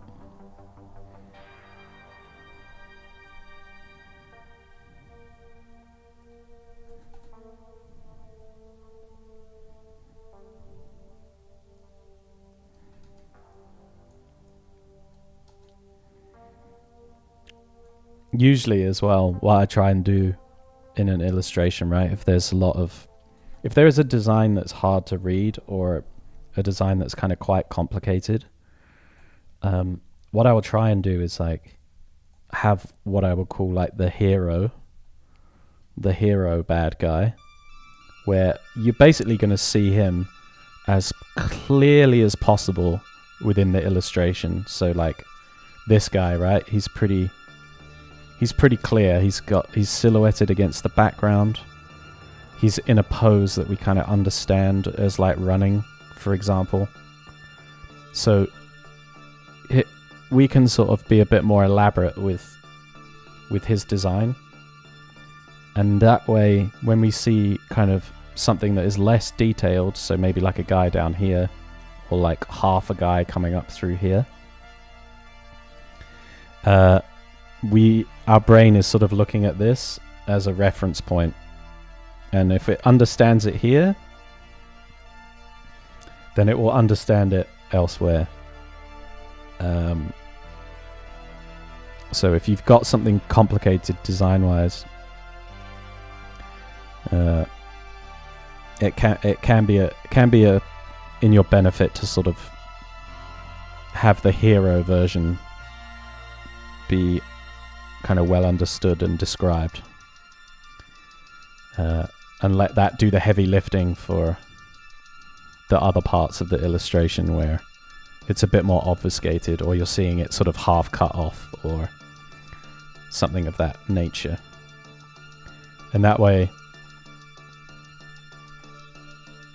you're sort of helping the viewer to understand what's happening and what the design is like. Because often as the illustrator, right, you're just receiving designs that are already done. You're not designing things.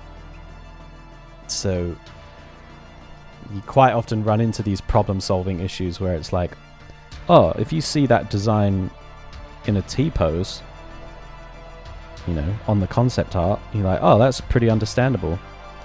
But then you see it from, say, like the back, and it's at the corner of the illustration, and it's like, running in from an off angle or something. Suddenly that design is like not quite as easily understood, and that's where it's your job to try and figure out how to show something off and make it readable. And that's where you'll also see sort of marketing artworks sometimes for games, and it's like it seems a little over contrived or a little too safe. And you'd be like, oh, this could be way better if it was like XYZ. A lot of the time, the decisions coming in from like other departments, marketing, game direction, etc., they will have different needs for an illustration. And like, so if it's a marketing illustration, for example, their main concern might be communicating like the character's design, or a certain part of the narrative over anything else, and therefore certain decisions that you're like, I would definitely do this if this was mine, end up being decisions that don't get aren't a consideration for the client. And yeah, I've become sort of much more aware of this over time. It used to be something where I'd be like, why the hell are they doing this? Now I'm like, okay, I understand. There are these other motives at play that are more important than, the most action orientated best composition.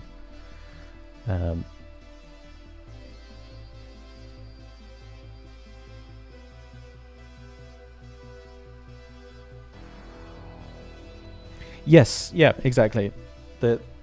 That's a kind of slightly different thing. But yeah,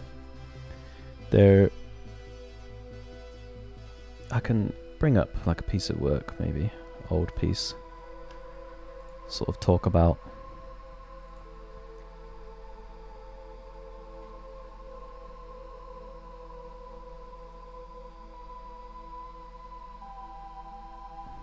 Talk about what's going on, why it is the way it is.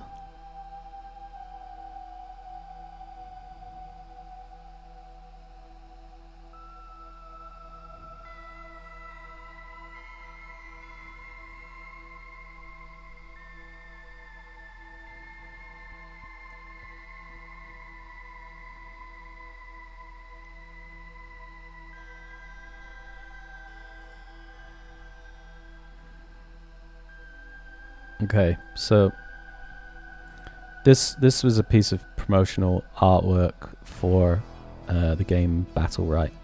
Okay, and this was specifically when they were launching their Battle Royale mode, and this was one of the kind of promotional teaser images for that. And yeah, like when I was thumbnailing this, I just had this idea of like we'd have. Let's bring it into Photoshop.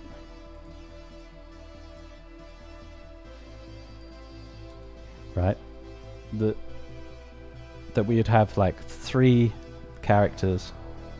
There was going to be another one, like here, flying in. I think I even had another person up here at some point. Like this, flying in, and that there was just this sort of landscape that we were a lot further away from. Like we've just come through the clouds, so this landscape that was here in my thumbnails, right, was like much more on this kind of scale. Okay, so there was just much more like further away, the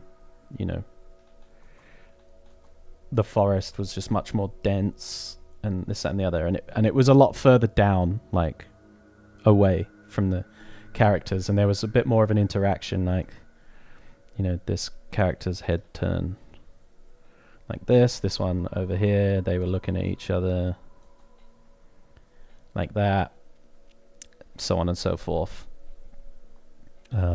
Diving down. Okay, but actually, although that would make a nice image, right? Introducing some narratives. What it was actually doing is obfuscating a few things. Like one, they wanted to show off like a little bit of the gameplay map, and when it was much smaller like this, much smaller like that, and it basically would just, you barely saw the map itself. It was just a landscape. It took the importance off of that gameplay aspect, that it's a battle royale and we're playing on the map, blah blah blah. So there was that. And then actually the way that you played it wasn't in teams or anything. And this interaction that I had, like this one character looking over at this one in the air, and that there was like 3 characters, and she was looking at her. this actually indicated that essentially that maybe they're on the same team, and that you're playing as a 3, and you're jumping in like that.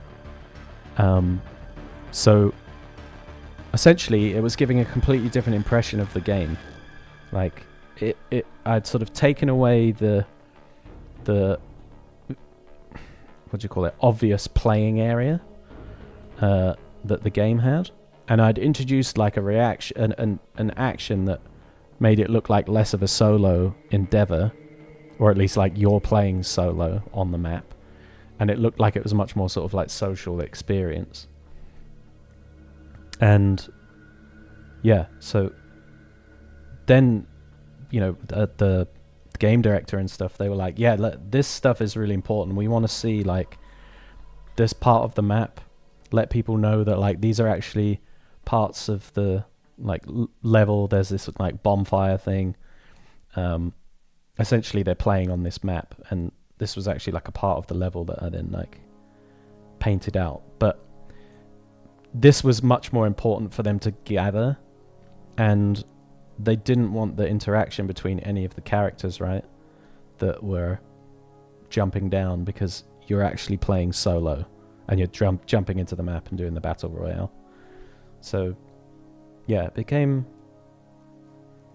it's just, there's different, I guess, things that are important in these marketing illustrations that as the illustrator you're not necessarily always privy to in the beginning, or you're told about and you're like, okay, we need to stay away from certain things because it gives off these like different narratives, and there's a whole lot of red tape to go through when it comes to like what the image communicates. And if you have lots of different people involved, game directors, other art directors, storytelling, all these different departments, yeah, it becomes quite obvious like that the image is going to be a compromise a lot of the time between like all of these things that various people and various interests, stakeholders as it were, want for the illustration. So a lot of the time when I see illustrations for games, and I see like the people in comments and stuff being like, oh, this is like, I wouldn't have done it like this, and I think the composition would be better this way, and blah blah blah. It's like, yeah, I'm sure the artist that made it also feels the same to be honest, because a lot of the time it is like designed by committee, and yeah, the sort of like obvious, oh, this would be really cool, probably was done and got sort of decisioned out of it. So yeah, I sort of always look at those kind of things with a pinch of salt, and like I guess understanding about what the process is like doing marketing artworks. It's can be a bit of a minefield. TBH.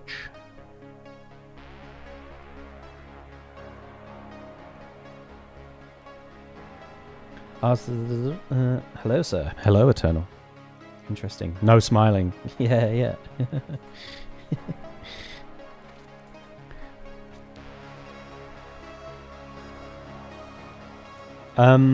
Yeah, yeah. Yeah, I've done stuff like that. Do you know? But what I tend to do now though is, I don't make, if I can, thumbnails that I don't want to do.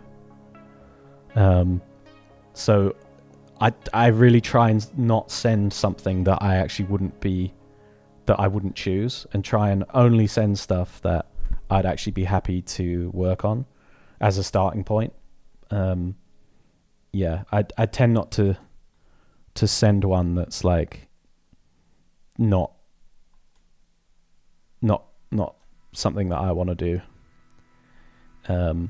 Obviously, that sometimes has to change. Like the client will just want something very specific, and you're doing it. But yeah, just don't. As Stefan said, just don't send bad thumbnails. Like, don't send something that you haven't worked out properly that is going to cause you issues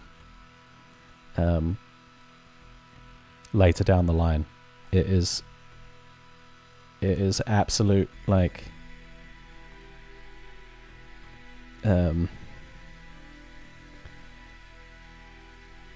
it is illustration suicide to send something that isn't worked out properly. And what I mean by that as well is, like, yeah. Let me go to the bathroom, and then I'll come back and explain what I mean by that, because it's going to need a diagram. All right, 1 second.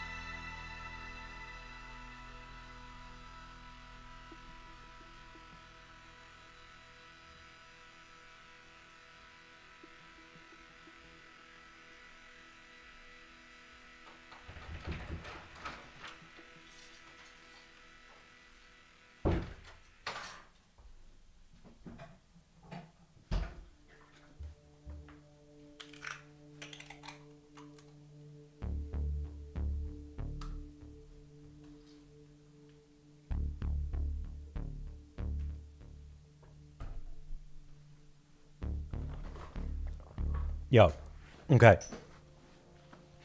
Diagram time. So, bad thumbnails. That doesn't mean, hello, Lieutenant Danny. Yeah, so bad thumbnails. That doesn't mean just like a bad composition or whatever. Let's get a new folder open.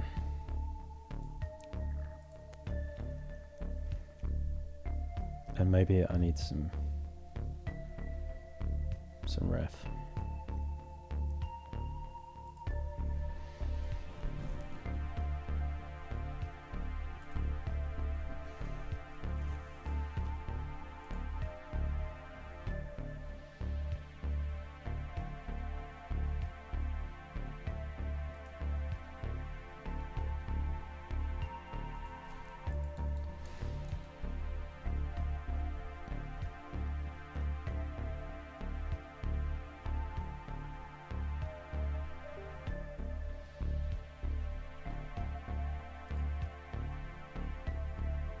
Okay, so diagram time.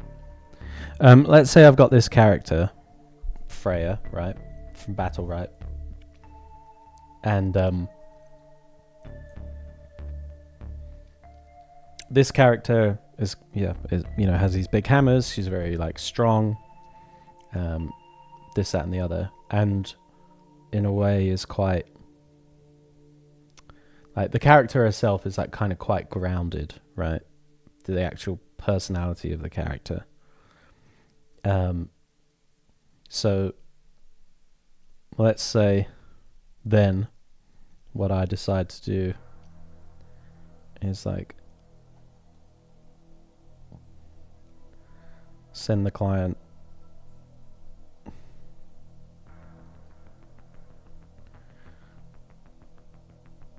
some kind of like super aerial, like, hang on, got the wrong brush here.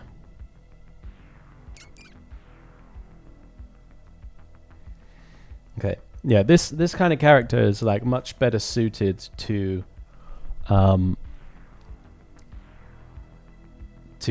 a pose that kind of really shows off their sort of strength and like the hard hitting nature of the hammers and like her powers and the fact that she's very like strong. So if I then sent the client something where she's like super aerial, you know, and she's like looking over her shoulder, and she's got like her back to us, and she's sort of, you know, like this, flying through the air, you know, both arms back, you know, one hammer out like this,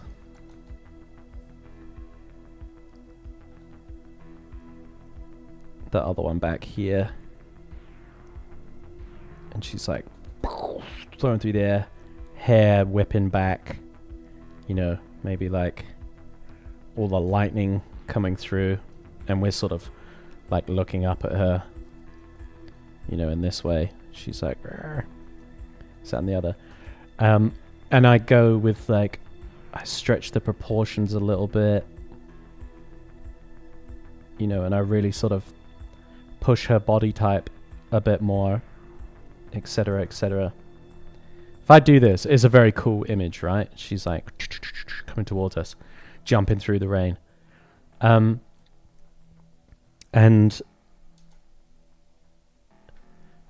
not only does it like not really portray the personality of the character too well, but also I've like stretched the proportions quite a bit. I've given her like longer arms.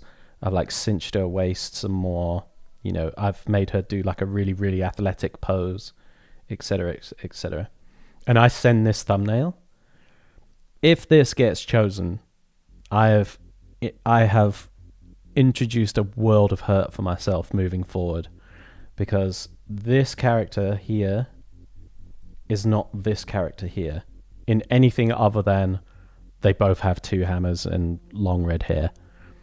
I have like introduced a level of acrobatics that this character doesn't achieve, and I've also like changed the proportions enough to sort of you know, make this illustration work, that when I then have to go back in and think, okay, well, she does have like fairly normally proportioned arms here, you know, she has very sort of wide thighs with the armor, which, you know, in turn make her look a lot shorter from the hips down, etc., and so on. And I try and fix, I'll put this in inverted commas around the image, and I try and fix this to be this.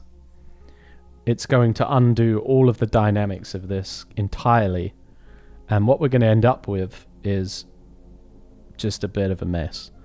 And you're going to be fighting the client because they're like, yo, this was really dynamic, like why is it so much less dynamic? And you're being like, yeah, but it's not the character anymore. I drew something that wasn't the character and it looks cool, and you want it to be the character, and you want it to be this pose, and those two things can't work.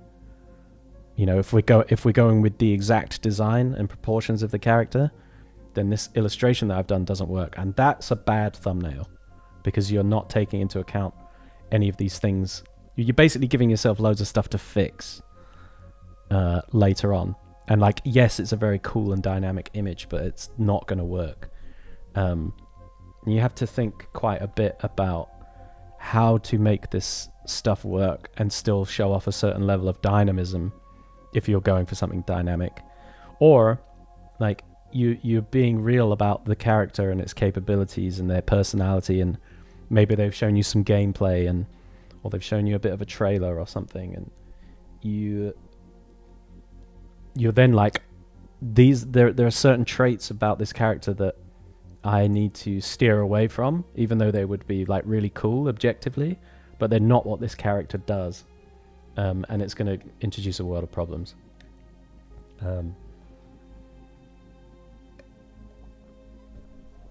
So you got to be very careful. Sometimes it will go the other way, and you're sort of pushed a bit further into doing something that maybe the concept art and your impressions of the character are not showing. And okay, that's fine. You have to let the client sort of lead that, because they're sort of making decisions that are off brand, and like for the most part, as the illustrator, you can only work with what you're given, right? If they give you this concept art and they tell you a few things about this character, and you come out back with some thumbnails, and then later on they're like, actually, we can make her do this, even though she maybe wouldn't. We think it's going to be cooler for the illustration, or for whatever reason, and therefore they have to lead that, because they're kind of introducing information there that you have essentially not been told, or have been deliberately steered away from in your initial briefing, and so on. So there's like a fine line between that. But yeah, that's how you can send bad thumbnails. Is just ignoring information and just going with like, I think this is cool, or going with something you've seen before, but it doesn't really suit the character that you're currently trying to affix it to. So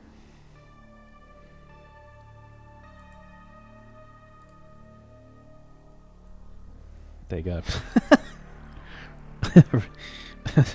Diagram time over.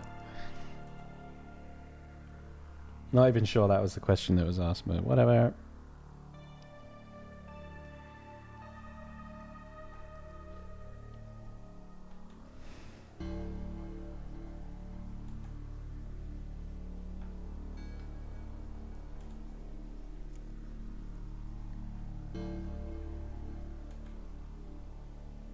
Thanks for sharing that. Sure.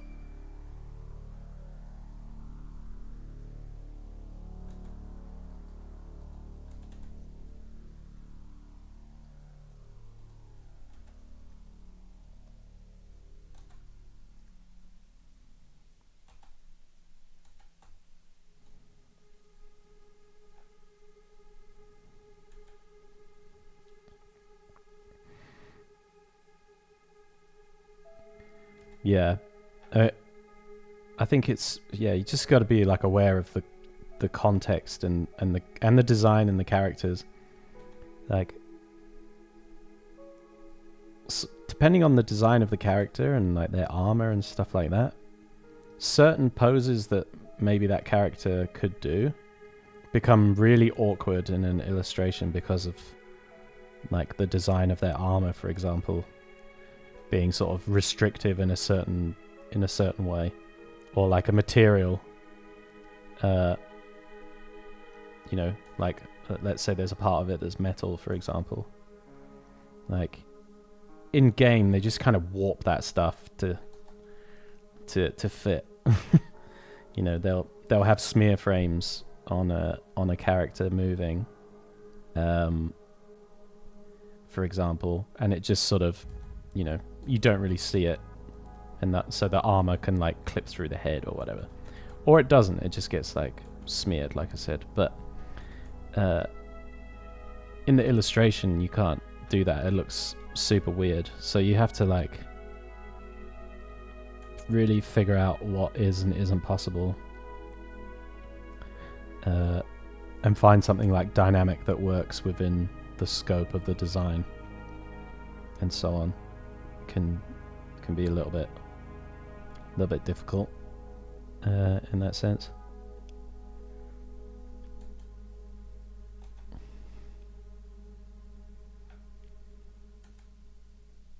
And yeah, that's the other thing is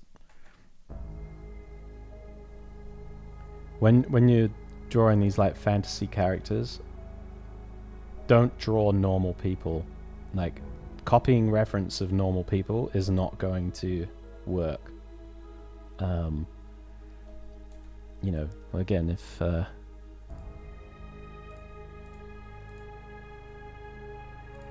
like the way that characters are designed with their armor and stuff like that, if you sort of remove that armor, their proportions are really quite strange when compared to like real people. So if you are just referencing like people from real life, or like photos of real people, and drawing people that are, proportioned like people are in real life, and then you try and put the armor on, it's not going to work, and you're going to be like fighting this issue over and over again. Like you have to allow yourself a certain amount of exaggeration, and that's why the kind of reference can be a bit of a hindrance past the sort of stage of just allowing you to get a general idea of what's going on.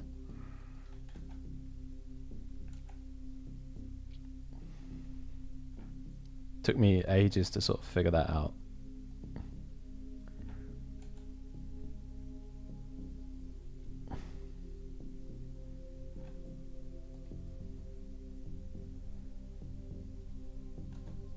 Like if you see a person in an actual real suit of armor, it doesn't look very cool.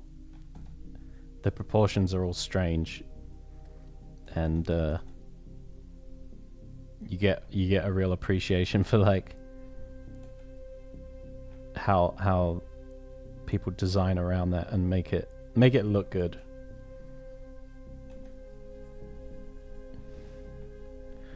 Working on a client piece where the most identifiable part is the character's back armor design. Had a bunch of fun thumbnails, but realized they completely hid the back. Thankfully spotted before sending for approval. Yeah.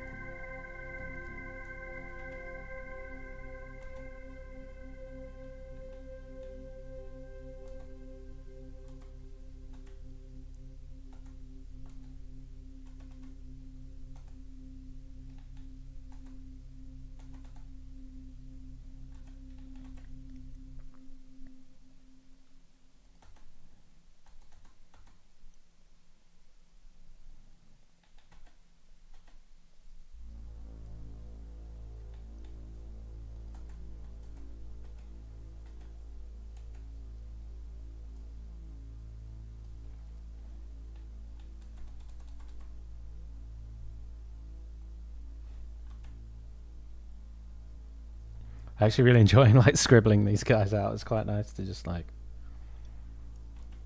quite literally scribble, because they're all sort of like bones and stuff like that. There's a lot of shapes you can just add and scribble in, and they just kind of work.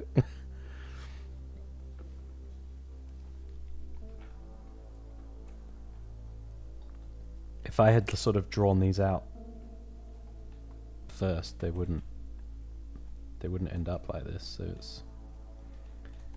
it's quite nice actually.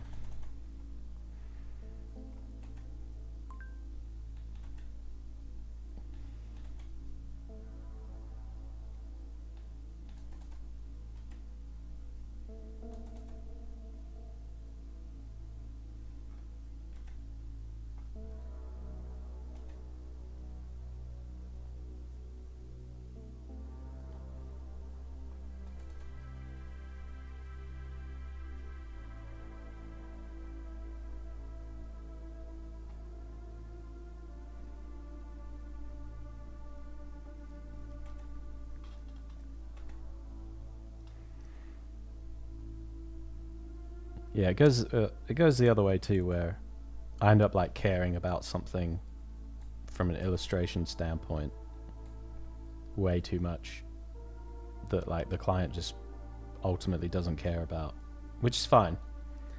That, you know, that's their prerogative, but I've had it where, yeah, I'll get really hung up on something, and it ultimately doesn't matter in the illustration.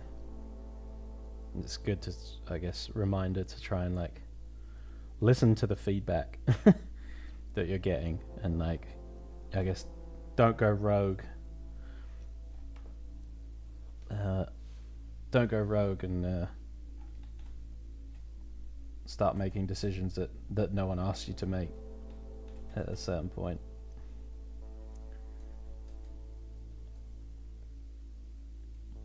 I've definitely done that. Guilty.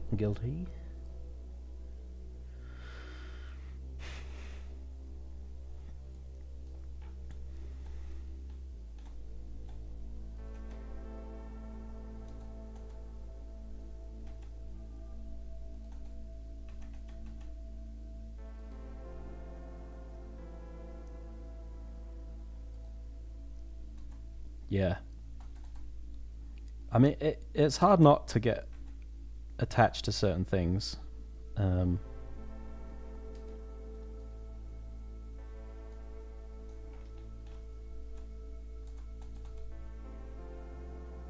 the end of the day, I have to remember it's not mine. So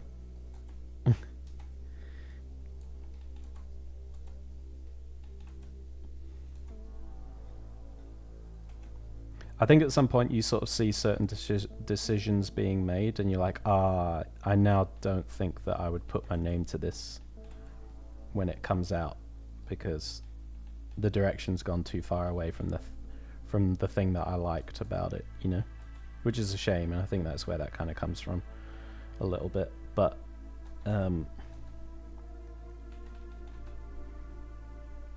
just got to remember really that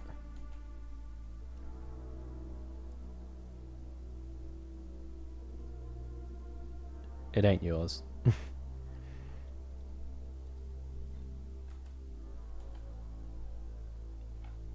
Try and sort of let it go a little bit.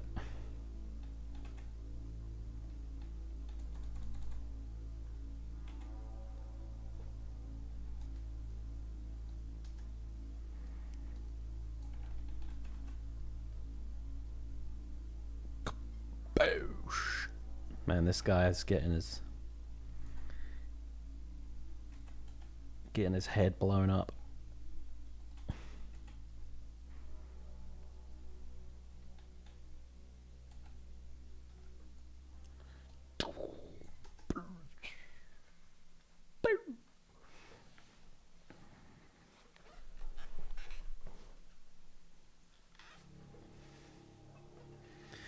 I guess that's what personal projects outside of work are so helpful for. Yeah, exactly. Like you can make all those great decisions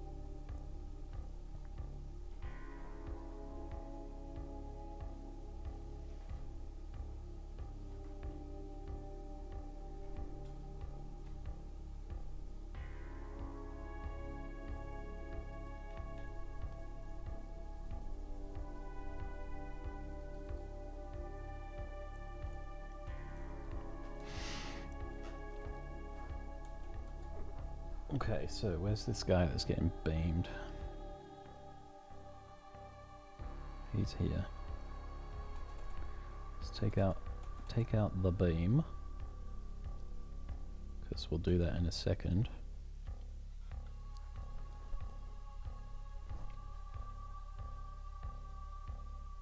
Definitely needs a bit of separation here.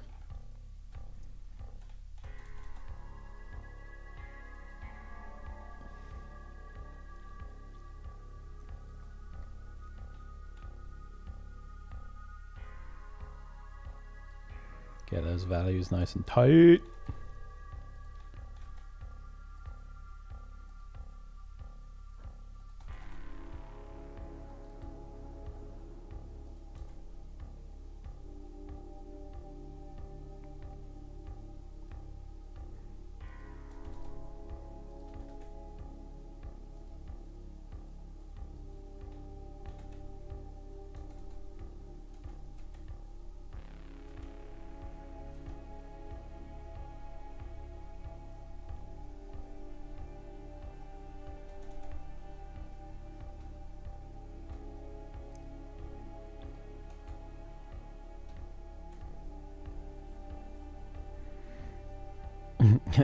What started off as, I'll just scribble it in, and now look, what are we doing?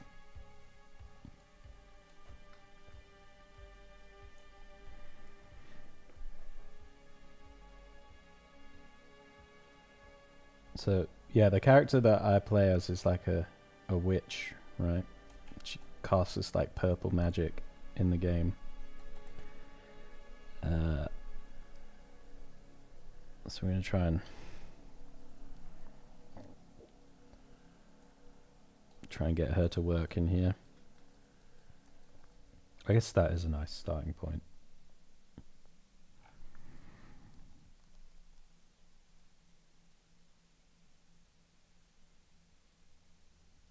But I think her silhouette should be like nice and clean, because our guys here are like, you know, pretty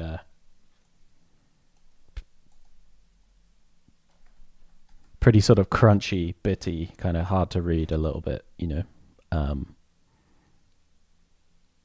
So I think her silhouette should be like a little bit sort of cleaner in that sense, so that she sort of stands out, and not so many negative spaces and sort of holes in the silhouette, but a lot more just smoother shapes, with a kind of very clear gesture. You know, if you look at this guy, he has quite a sort of semi-clear sort of gesture and direction of travel, but in terms of like negative spaces and like crunchiness, there's a lot of stuff going on, right? So with her, to sort of stand out as something different, I'm trying to sort of think about how her silhouette could be much more of a closed shape, as in like not much negative space, and how that silhouette could be a lot simpler and cleaner than the rest of it, so that there's contrast between the two things. If she's also like really noisy with lots of negative space and so on, it ultimately just make her blend in with everything else.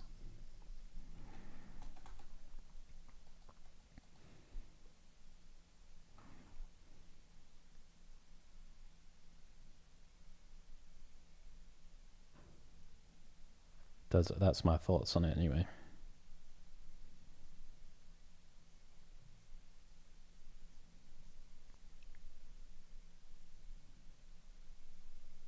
Obviously, we're like quite low down as well, so her feet and like shins and stuff disappear behind that edge.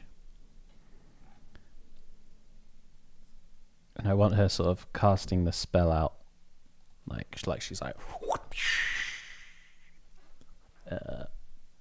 like this.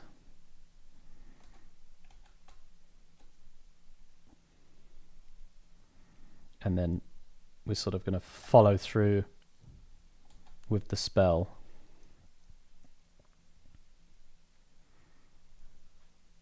And the spell's going to go like out here, you know,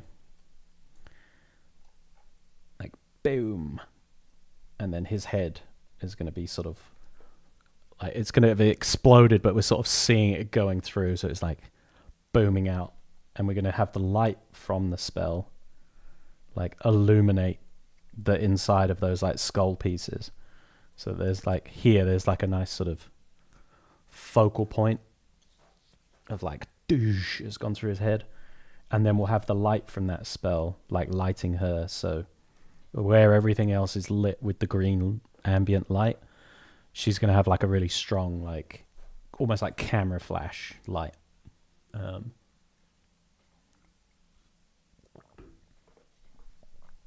That emanates out from here, so which should give us a nice little focal point, even though it's going to be very small.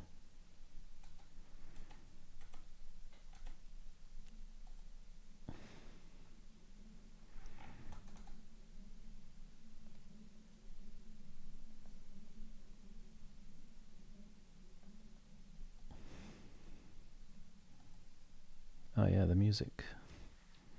Some music has gone.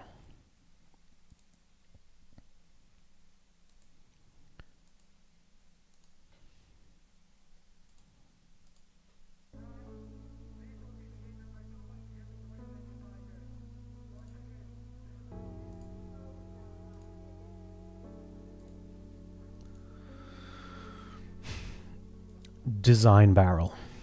I have a question about working professionally. Hellhish, thank you for the follow. I have a question about working professionally. What is your ritual / safeguard from noticing obvious mistakes / easy quick fixes after you've already presented work to your director clients? What do you mean exactly? What is your ritual from noticing obvious mistakes after you've already presented work to your director? Like, how do I... I'm not sure I completely understand the question.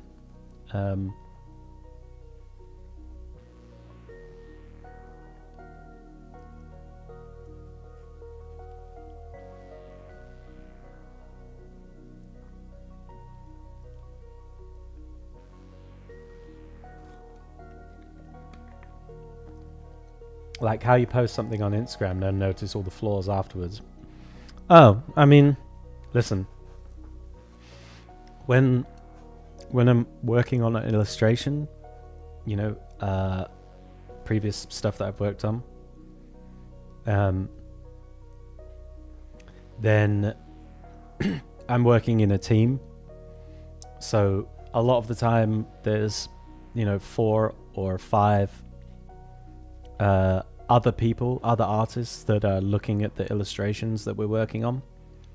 So that's already like a lot of people to catch mistakes before they even get in front of the client. I mean, inevitably there are little things in illustrations that do get through that no one really notices, and they're not actually, if no one really notices them, they're not actually really that much of a problem. You know, a lot of the time, if I notice something later on after it's been published, there's really nothing you can do. It's already out there. And yeah, there's not really much you can do about that. But yeah, I mean, we have like a sort of a checklist, if you like, of stuff that we go through mentally when we're looking at images. You know, we will check for tangents. We will check for, you know, obvious rhythms that shouldn't be there, like lots of parallel lines in the same direction, for example. We will check things like big, medium, and small shapes. We will see if there's any sort of, not just tangents of line, but tangents of shapes overlapping? Are there any areas that are hard to read, or are there any areas that have lots of contrast that don't need it, and so on? And like I said, it's usually a team of us that are working on these illustrations, so it very much becomes like there's lots of eyes on it, and we tend to sort of catch a lot of the most egregious things very early. And also, I think, the more you work on stuff, the more the sort of the better you become at it. So you start doing a lot of this stuff just by muscle memory, and experience takes over a certain amount, and you don't make sort of the same silly mistakes over and over again, hopefully. So yeah, I think just having more eyes on it is probably the safe, like, what is the safeguard is, yeah, I guess it's, you're not the only person looking at it, at least for me.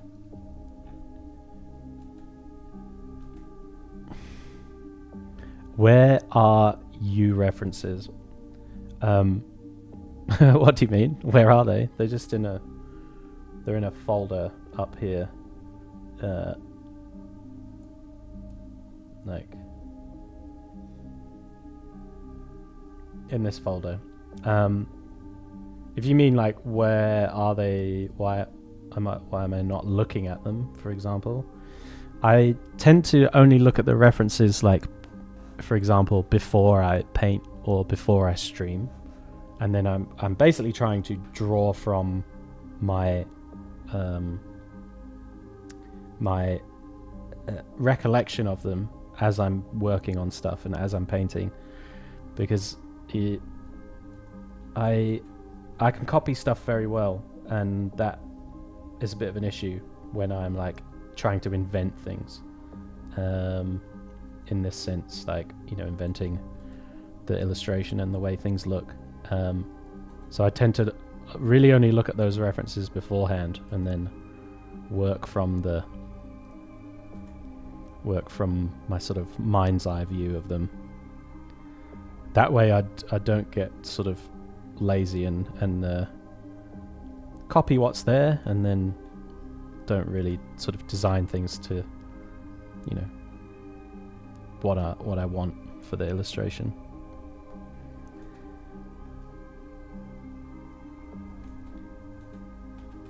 Yo, Commissar Skull, what's going on? Yeah, having people that give you feedback is so important. Having feedback from others is the most important, and being able to take feedback well as well is a very important quality to practice and have. Feedback from everyone is relevant.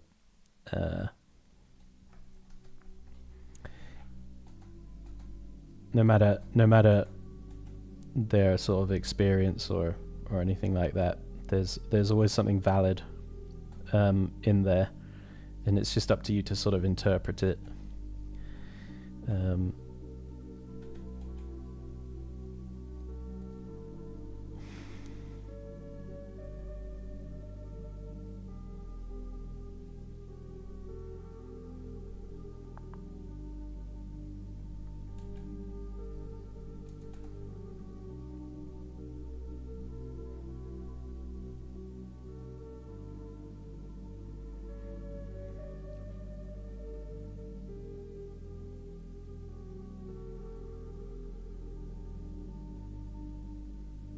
Yeah, like, have a checklist, honestly. The more you work with like a checklist in the beginning of these things to look out for, as you're making an illustration, the more time you're going to sort of objectively take out of just working on it to look at that checklist and be like, do I have this? Am I doing big, medium, small? Am I where are my contrasts? All of this kind of stuff. And that's how you're eventually going to get it as muscle memory and like learn it by rote, as it were. And like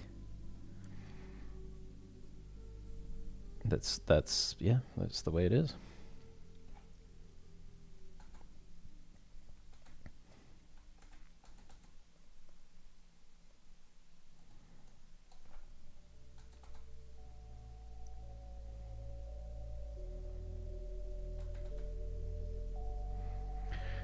You got to be conscious about it in the beginning, I think, is what I'm trying to say.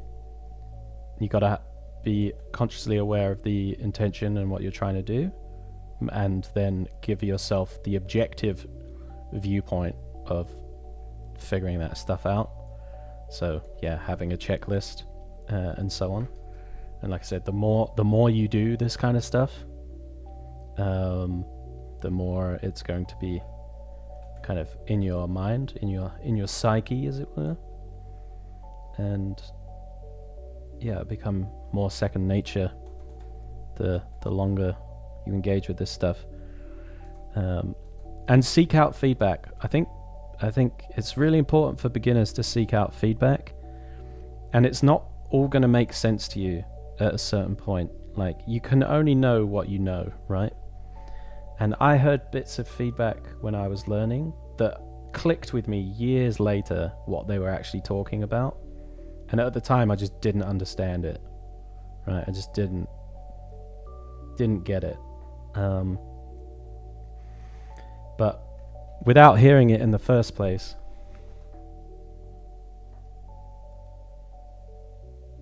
sorry, everything's on weird layers. I'm just trying to consolidate it. You need to hear it, and you need to get very good at taking feedback,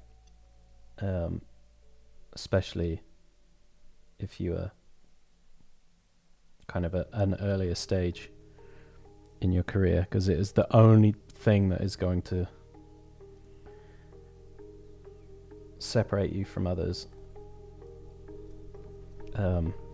I've worked with people, in the past, and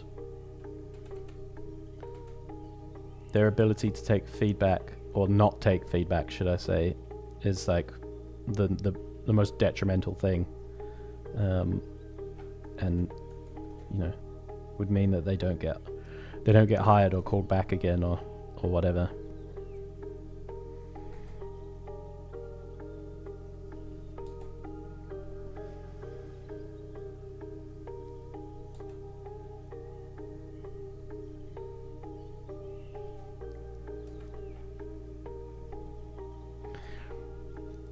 Yeah, I think people are a bit scared of it. Understandably, right? You put in your heart and soul into something, and then someone is telling you things that are maybe incorrect about it, right? I get it. But people have a funny way of asking for feedback sometimes. My favorite sort of narrative with that is like, hey, this piece is finished now, but I would just like anyone's like last thoughts on it or whatever. It's kind of like a really like don't feedback it. Or you're like kind of like letting people know that you're not going to change it, but you're still asking for feedback. I think that's quite a funny like narrative in my mind. That one always makes me laugh. Hey, this is done, but I'm just still looking for a bit of feedback, aka don't say anything about it because I'm not changing it.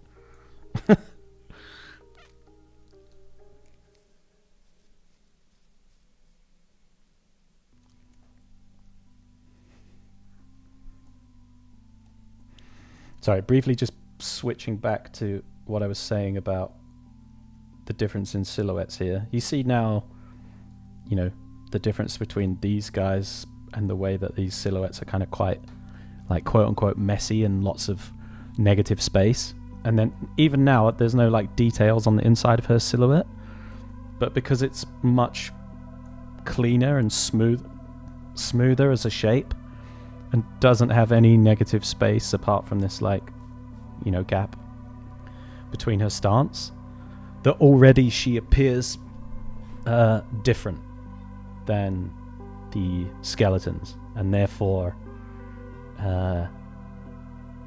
there's already a contrast that stands out. So she's not going to be really detailed, so we're not going to be able to tell, like, oh, she's in trouble, she's fighting them, or something, it's just helps from that kind of standpoint. But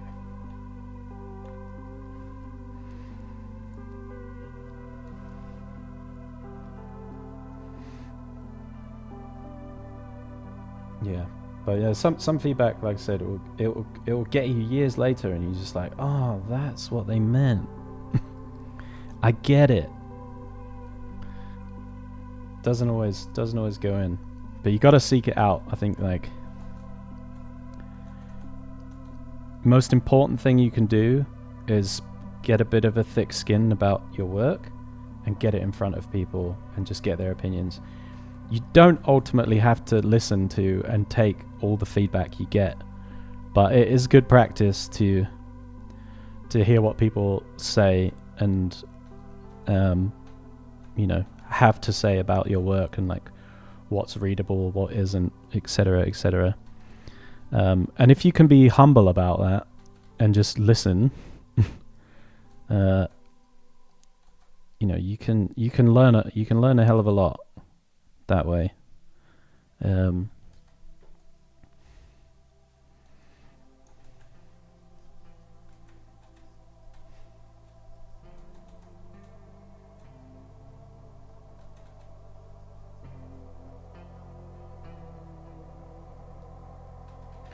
Def makes it look like the hero.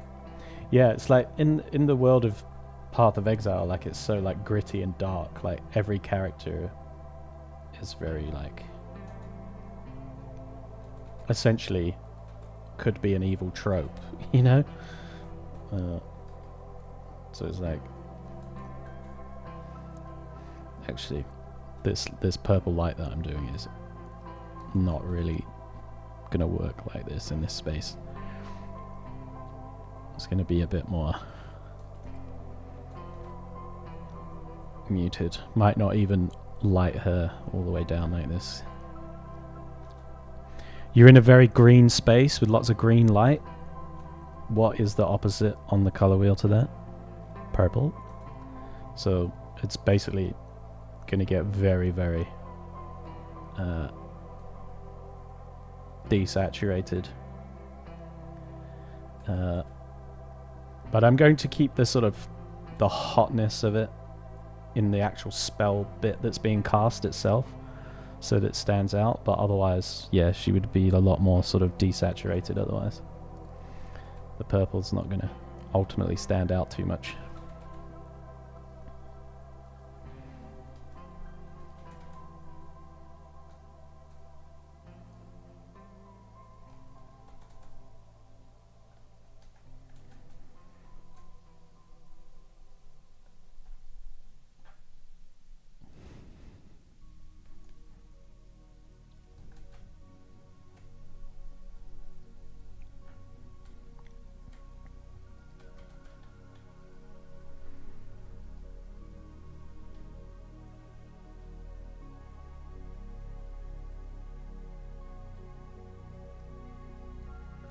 Yeah, very gritty and dark environment leaves a lot of room for easy contrast. Exactly. Exactly.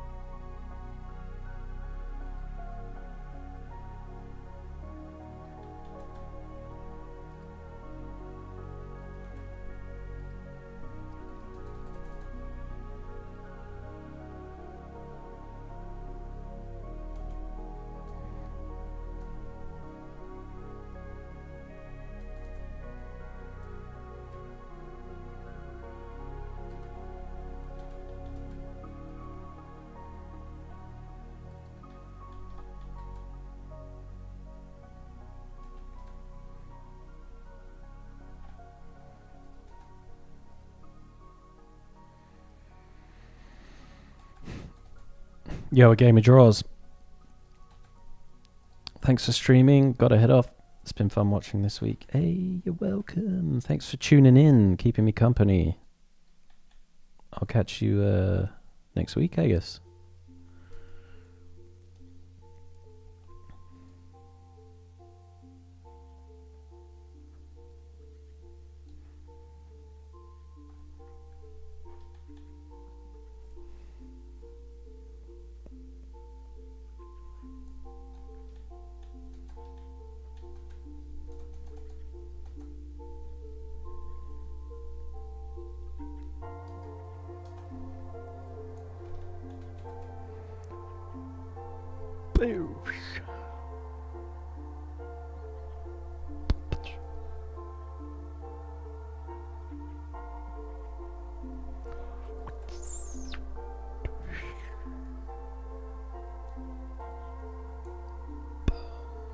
Boom.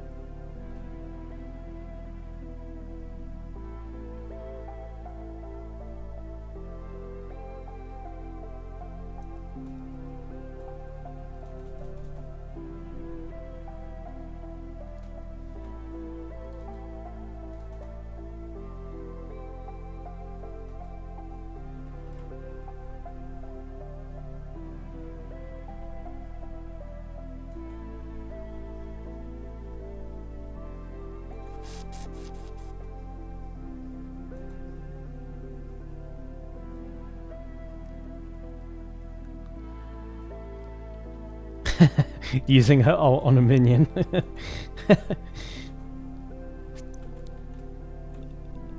I like that. Top rated comment. I like it.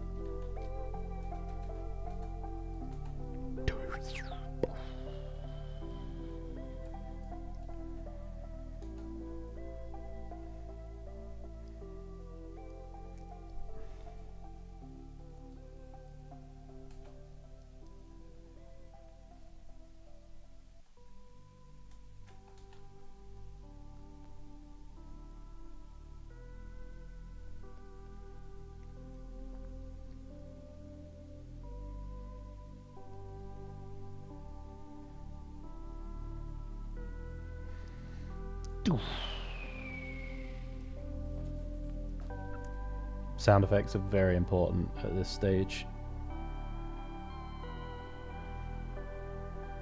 Oh my god, Alex, come on.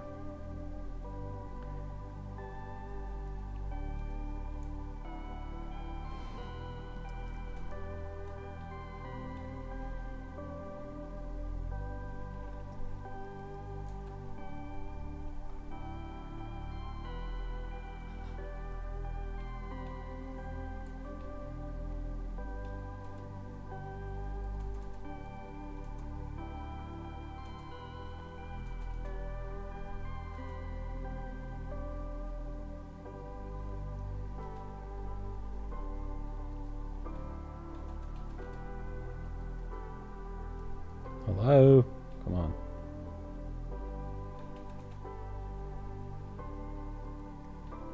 I'm gonna crash out.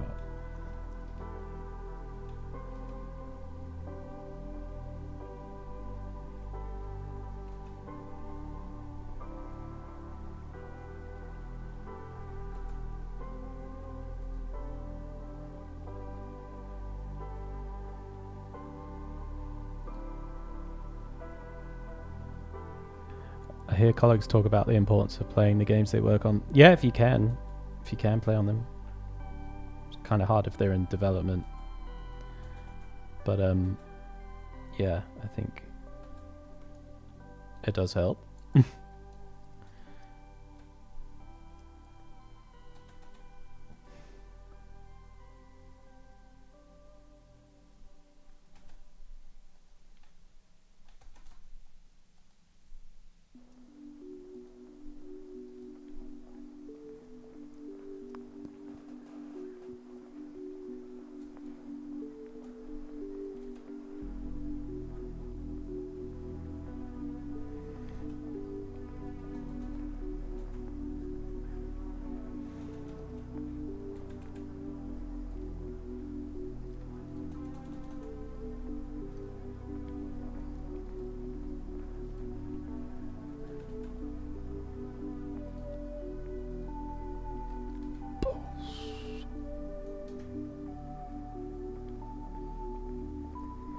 My man got wrecked.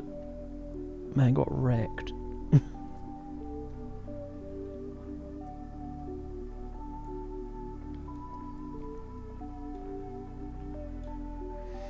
Hello, hope you're doing alright. A small question. How to balance learning versus projects with a personal portfolio or work? How much should one do, one or other? Oh, I mean, eternal question. It's the balance, right? I think everyone kind of struggles with this. I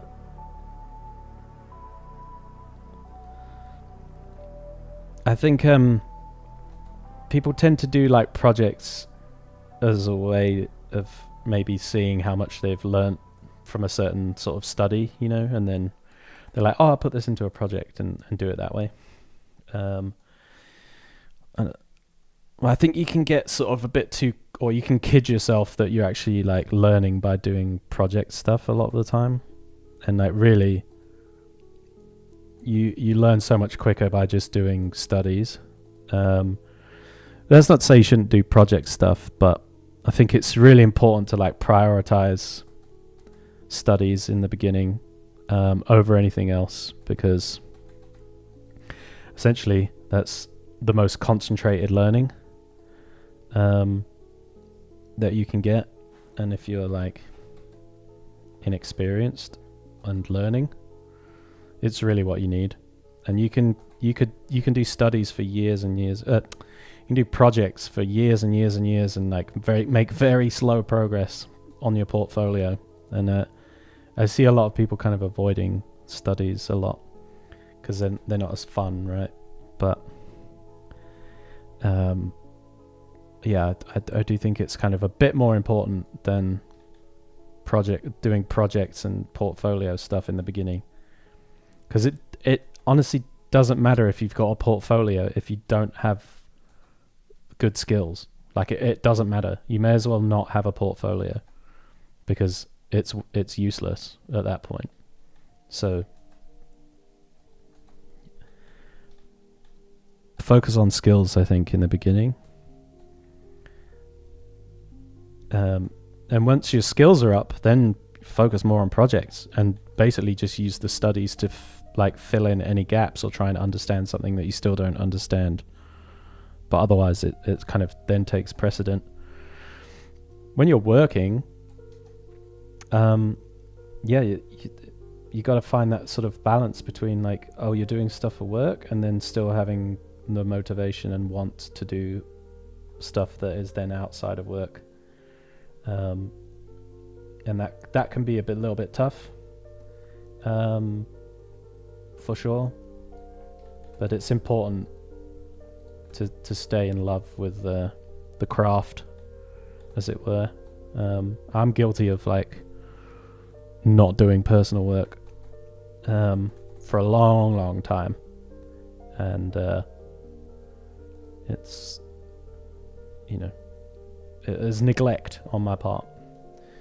I have to try and remember that. There was a reason you loved doing this.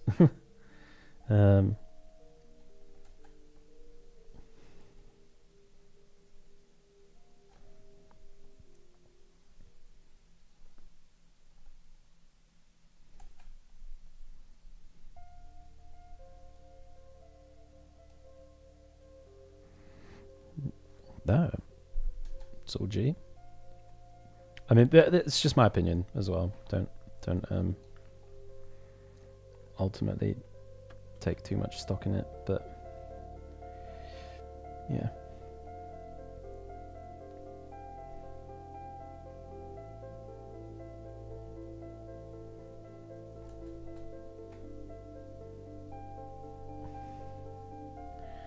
Yeah, I think though with the whole portfolio thing is like, the portfolio is to like show off, you know, your best work, and really should only be at the point where you should be showing that stuff off when you're at the point where you think you can get a position in the industry, right, from that.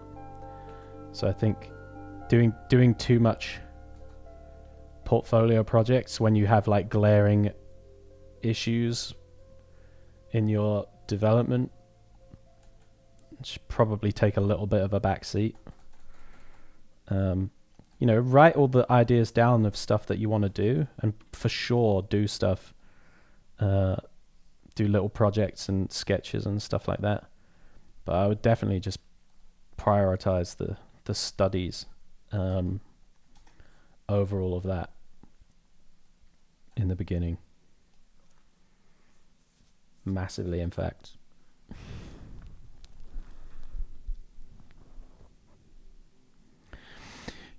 Yeah, there are things that you can only learn by going through from start to finish and completing something. I understand that, but you're not going to like figure out perspective by doing project illustrations over and over and over again. You will very slowly, but if you sit down and just do perspective studies over a few months, like that those few months will carry you for years in your career, much more than like some projects that you're going to redo because your skills were bad, you know.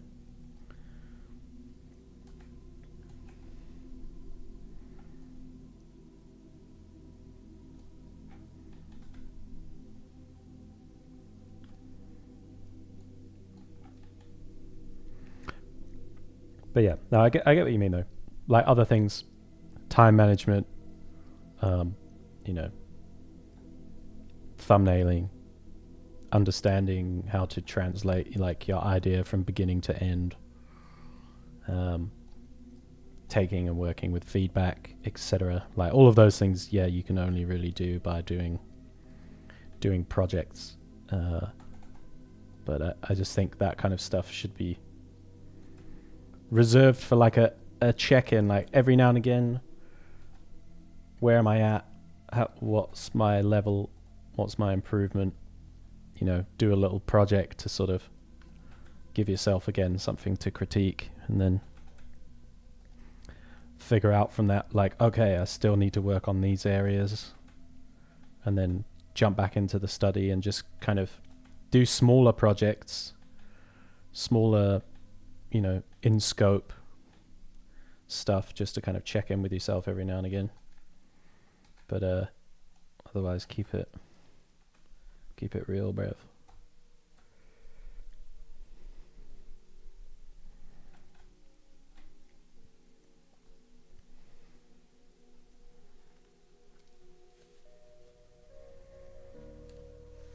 Nah, I mean, I can't tell you. I can't tell you what is a good amount of study to be doing per day. Like that really comes down to the amount of time that you have, and so on. Like that's really very much going to be a personal thing on your part, you know. If you only have half an hour a day to do it, then that's all you've got to do it, and then that's the best amount of time that you should spend on it, right? It's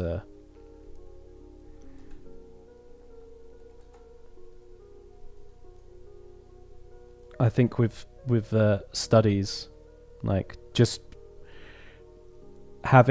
being regular with it over like butting your head up against it for hours and hours and hours is better. If you can do half an hour a day of like, you know, good, focused, locked in study with a point, you're still going to see results, you know.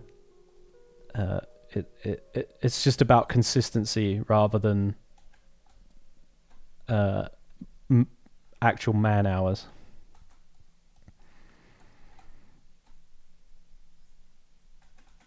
And that's all going to be down to like what your schedule is like and, you know, personally what you're able to do. But doing something every day, you will see results regardless of how little time that will be, if you are doing it consistently and properly and really getting involved with it.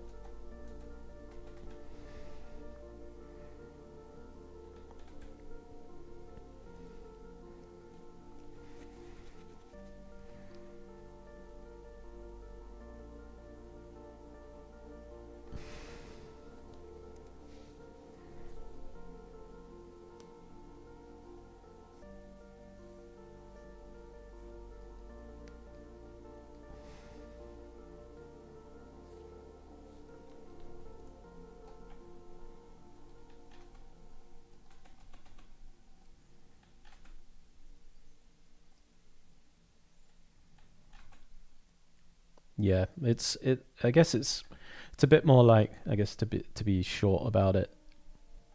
Yeah, focused time regularly is better than like several hours of unfocused, or at least like butting your head up against something. Just be consistent, I think, is the main thing. With I think learning most things.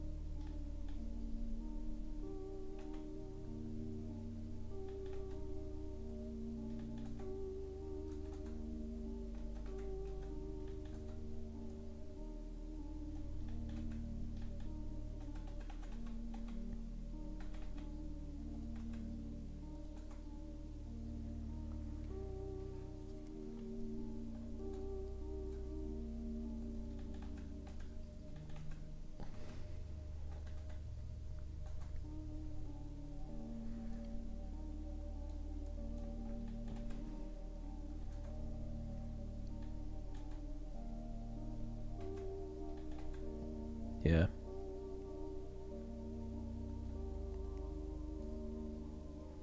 And just like it's studying properly, you know. Have a proper exercise that you're doing that has a proper point to it, that has like results that you can view and be objective about. Like, I don't mean starting off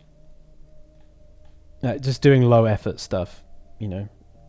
Actually set up an exercise, you know, where you're going to do a very specific thing and it has a result that you are trying to achieve, and you review it afterwards and you take away the learnings from it and you repeat that process, you know, for your half an hour a day for 6 months, a year. Like, you will see really, really, really great results from just showing up regularly and doing it.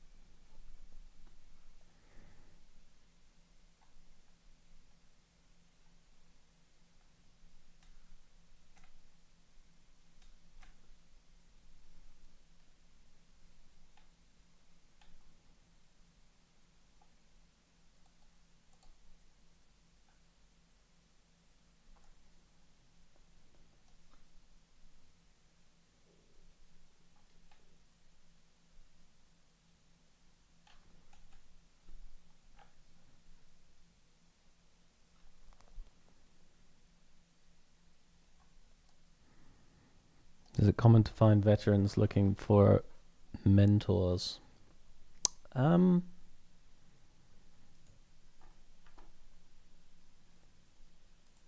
don't know. I let's put it this way. No one has asked me for mentorship that was a veteran, as you put it.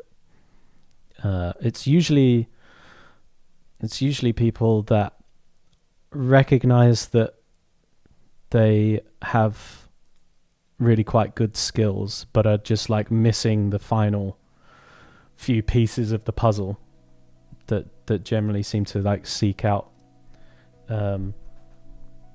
mentorship. And those are people that I can help, you know. I think I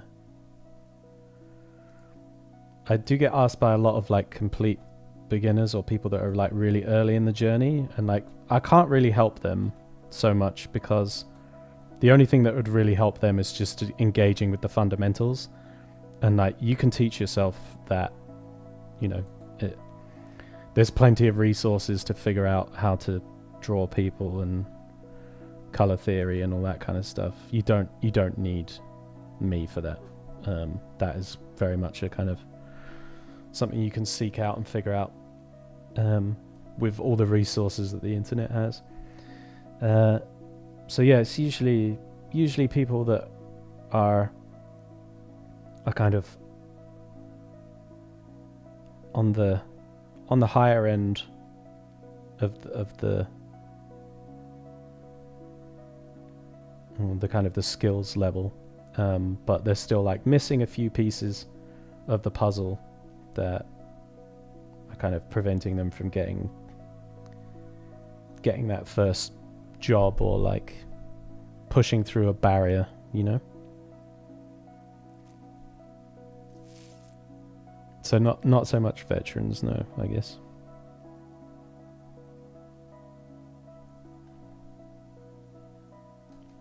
And when you say veterans, you mean like industry veterans, not like army veterans?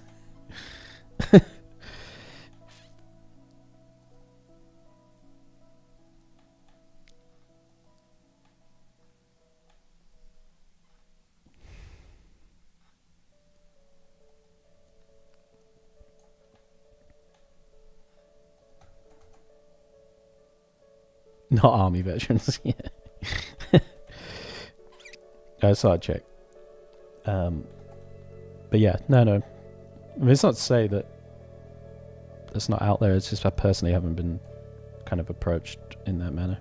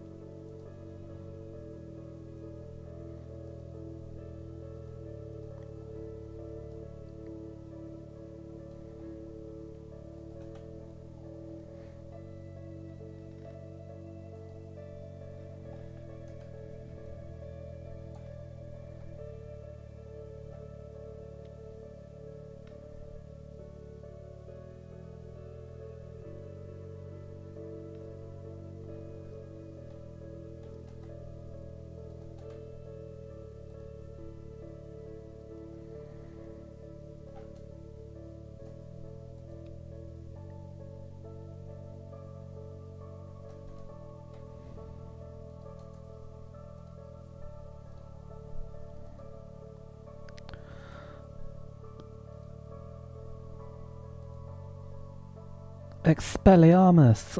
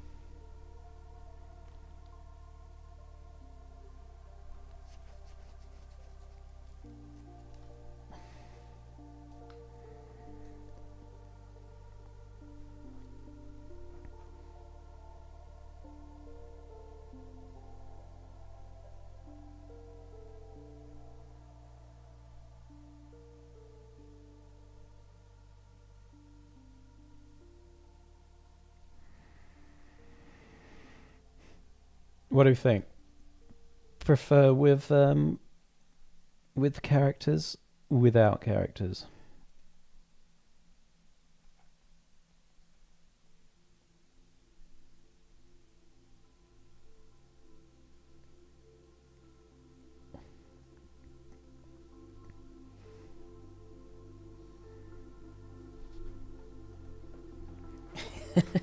Yeah, Skeleton Dude got smoked. Yeah, he did.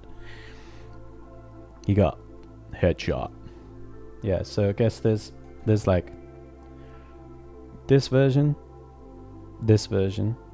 So this one is like a bit more focus on the stairs, I guess, just through the grading. This one is a little bit more focus on the building ever so slightly. It's just kind of a little bit more contrast on the stairs versus contrast on the building. So there's that. And then there's, with characters, and that has the contrast on the building. And then there's with characters where the focus is a lot more on the stairs still as well.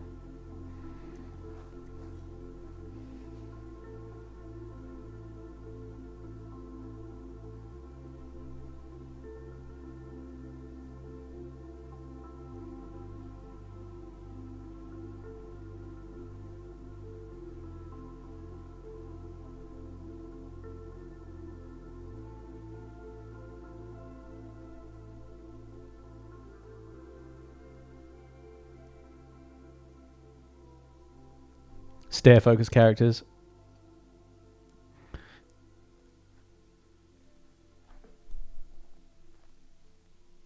It's a different story.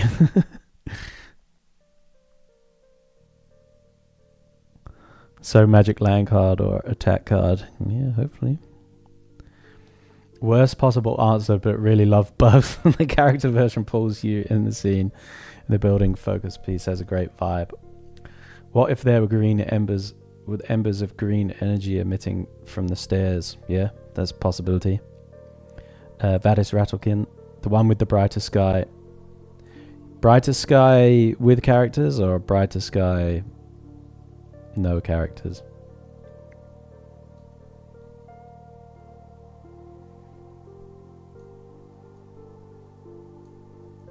I hate this full screen bug in Photoshop where it does this.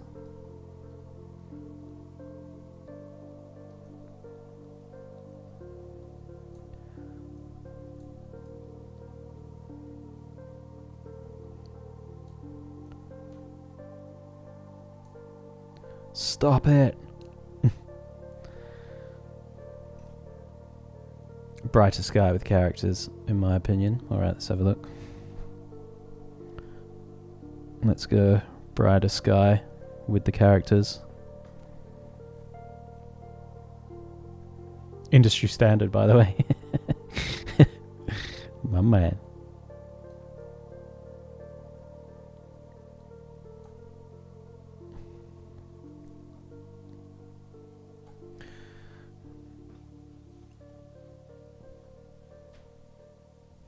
Also for Photoshop bug, you can save, close the program, reopen it. Yeah, I'm not doing that.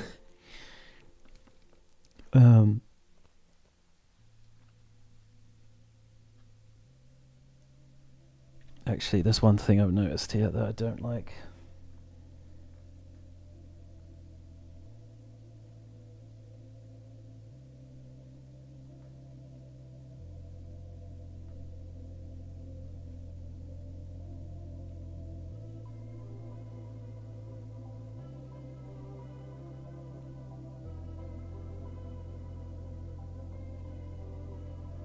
Where is this thing?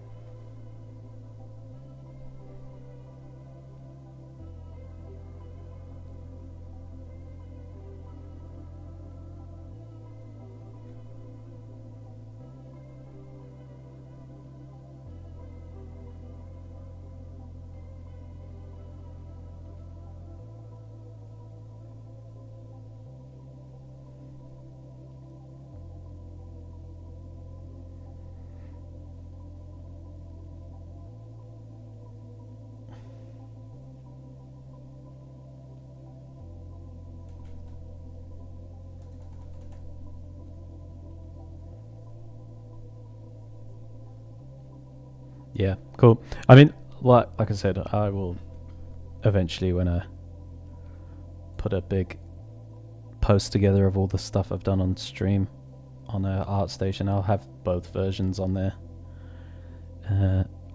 Anyway, I still think there's like there's more to do on this, like in terms of touching it up and final little bits and bobs. So I may still like jump back onto it a little bit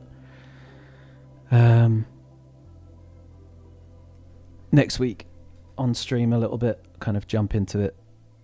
But yeah, we will also start a new one next week. We're gonna have like a little. I'll open up 3D Coat. I'll show you. because I already started building it. But it's going to be sort of like a witch's house in the swamp, okay? And it's going to be very misty and overcast and spooky, very limited value range. And we're going to have this like witch's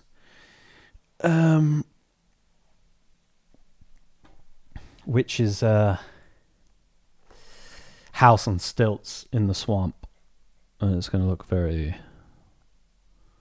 very cool. So let me just show you this right now. Just opening it up on 3D coat.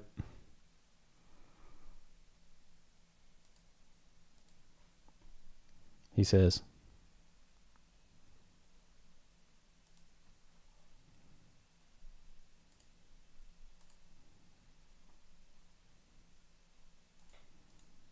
are you going to open? Oh, hang on.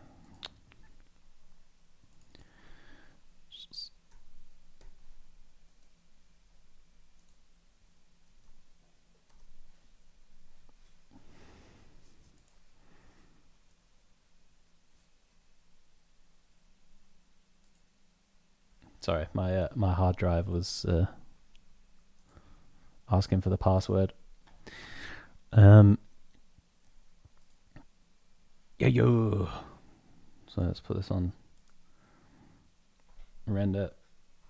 So yeah, this is just the like little model of the witch's hut on stilts. So I don't know what the composition is going to be yet. I might even like build more out. I imagine that she might have lots of like sticks and like effigies and that kind of stuff like hanging up. Maybe even like skeletons and bones and stuff like hanging up from the trees and like kind of like Blair Witchy stuff in the around. But yeah, this is the thing. Super easy to build this in 3D Coat with the 2D paint tool, and I'll show you how to do that next week as well. But yeah, this is kind of the rough idea. But I might make a much bigger sort of lower down hut. I'm going to make a few different things and try a few things out, figure out what the best composition for that is. But yeah, it's gonna be spooky, real spooky. But yeah, like 3D Coat's so good for this kind of sketch modeling. Literally made this like 20 minutes before I started streaming today. Really nice, really good to paint over because it's kind of rough and painterly already, so there isn't like much kind of inherent stuff to paint out. It kind of, once it's rendered and you throw a couple of layers on it, it already starts looking like it fits in the painting. So yeah, really cool. Could make a whole like witch village. It's much more like a sort of like a voodoo-y village in the swamp kind of thing,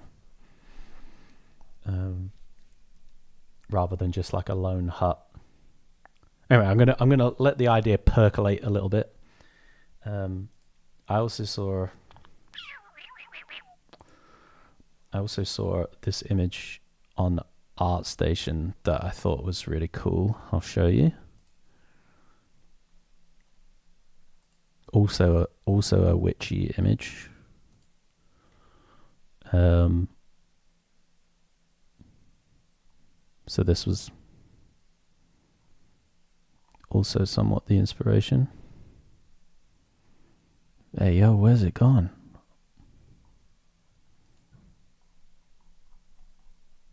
Could have sworn this was the artist. Hang on. I must look elsewhere.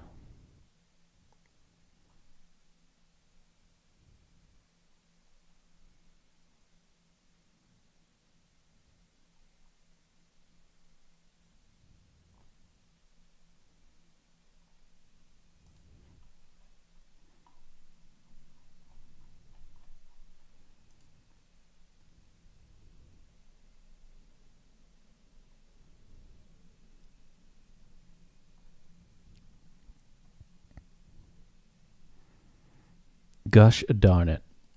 Did I not save it?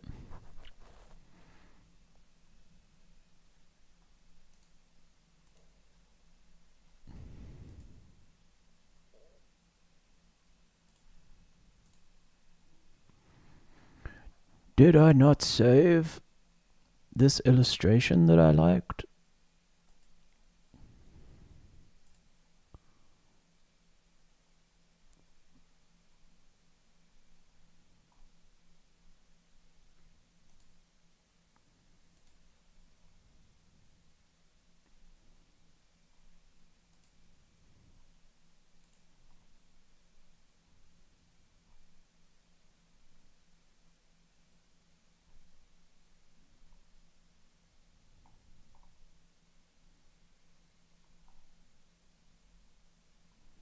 Well, that is a crying shame because it was very cool. Sorry, I'm just briefly seeing if I can find it. You know, usually I'm very good at saving these things for future lookings.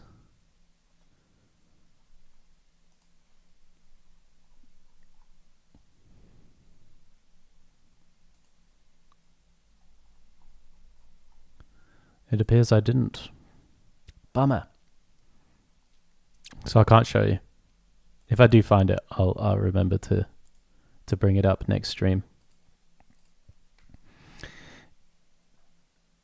It didn't have witch or anything in the project title. I'm pretty sure it was like a Chinese artist. I'll find it again. It's not important anyway. Basically, it's just a cool image of like a witch floating in front of some people. All right then, ladies and gents. That is the end of today's stream. Thanks everyone for turning up.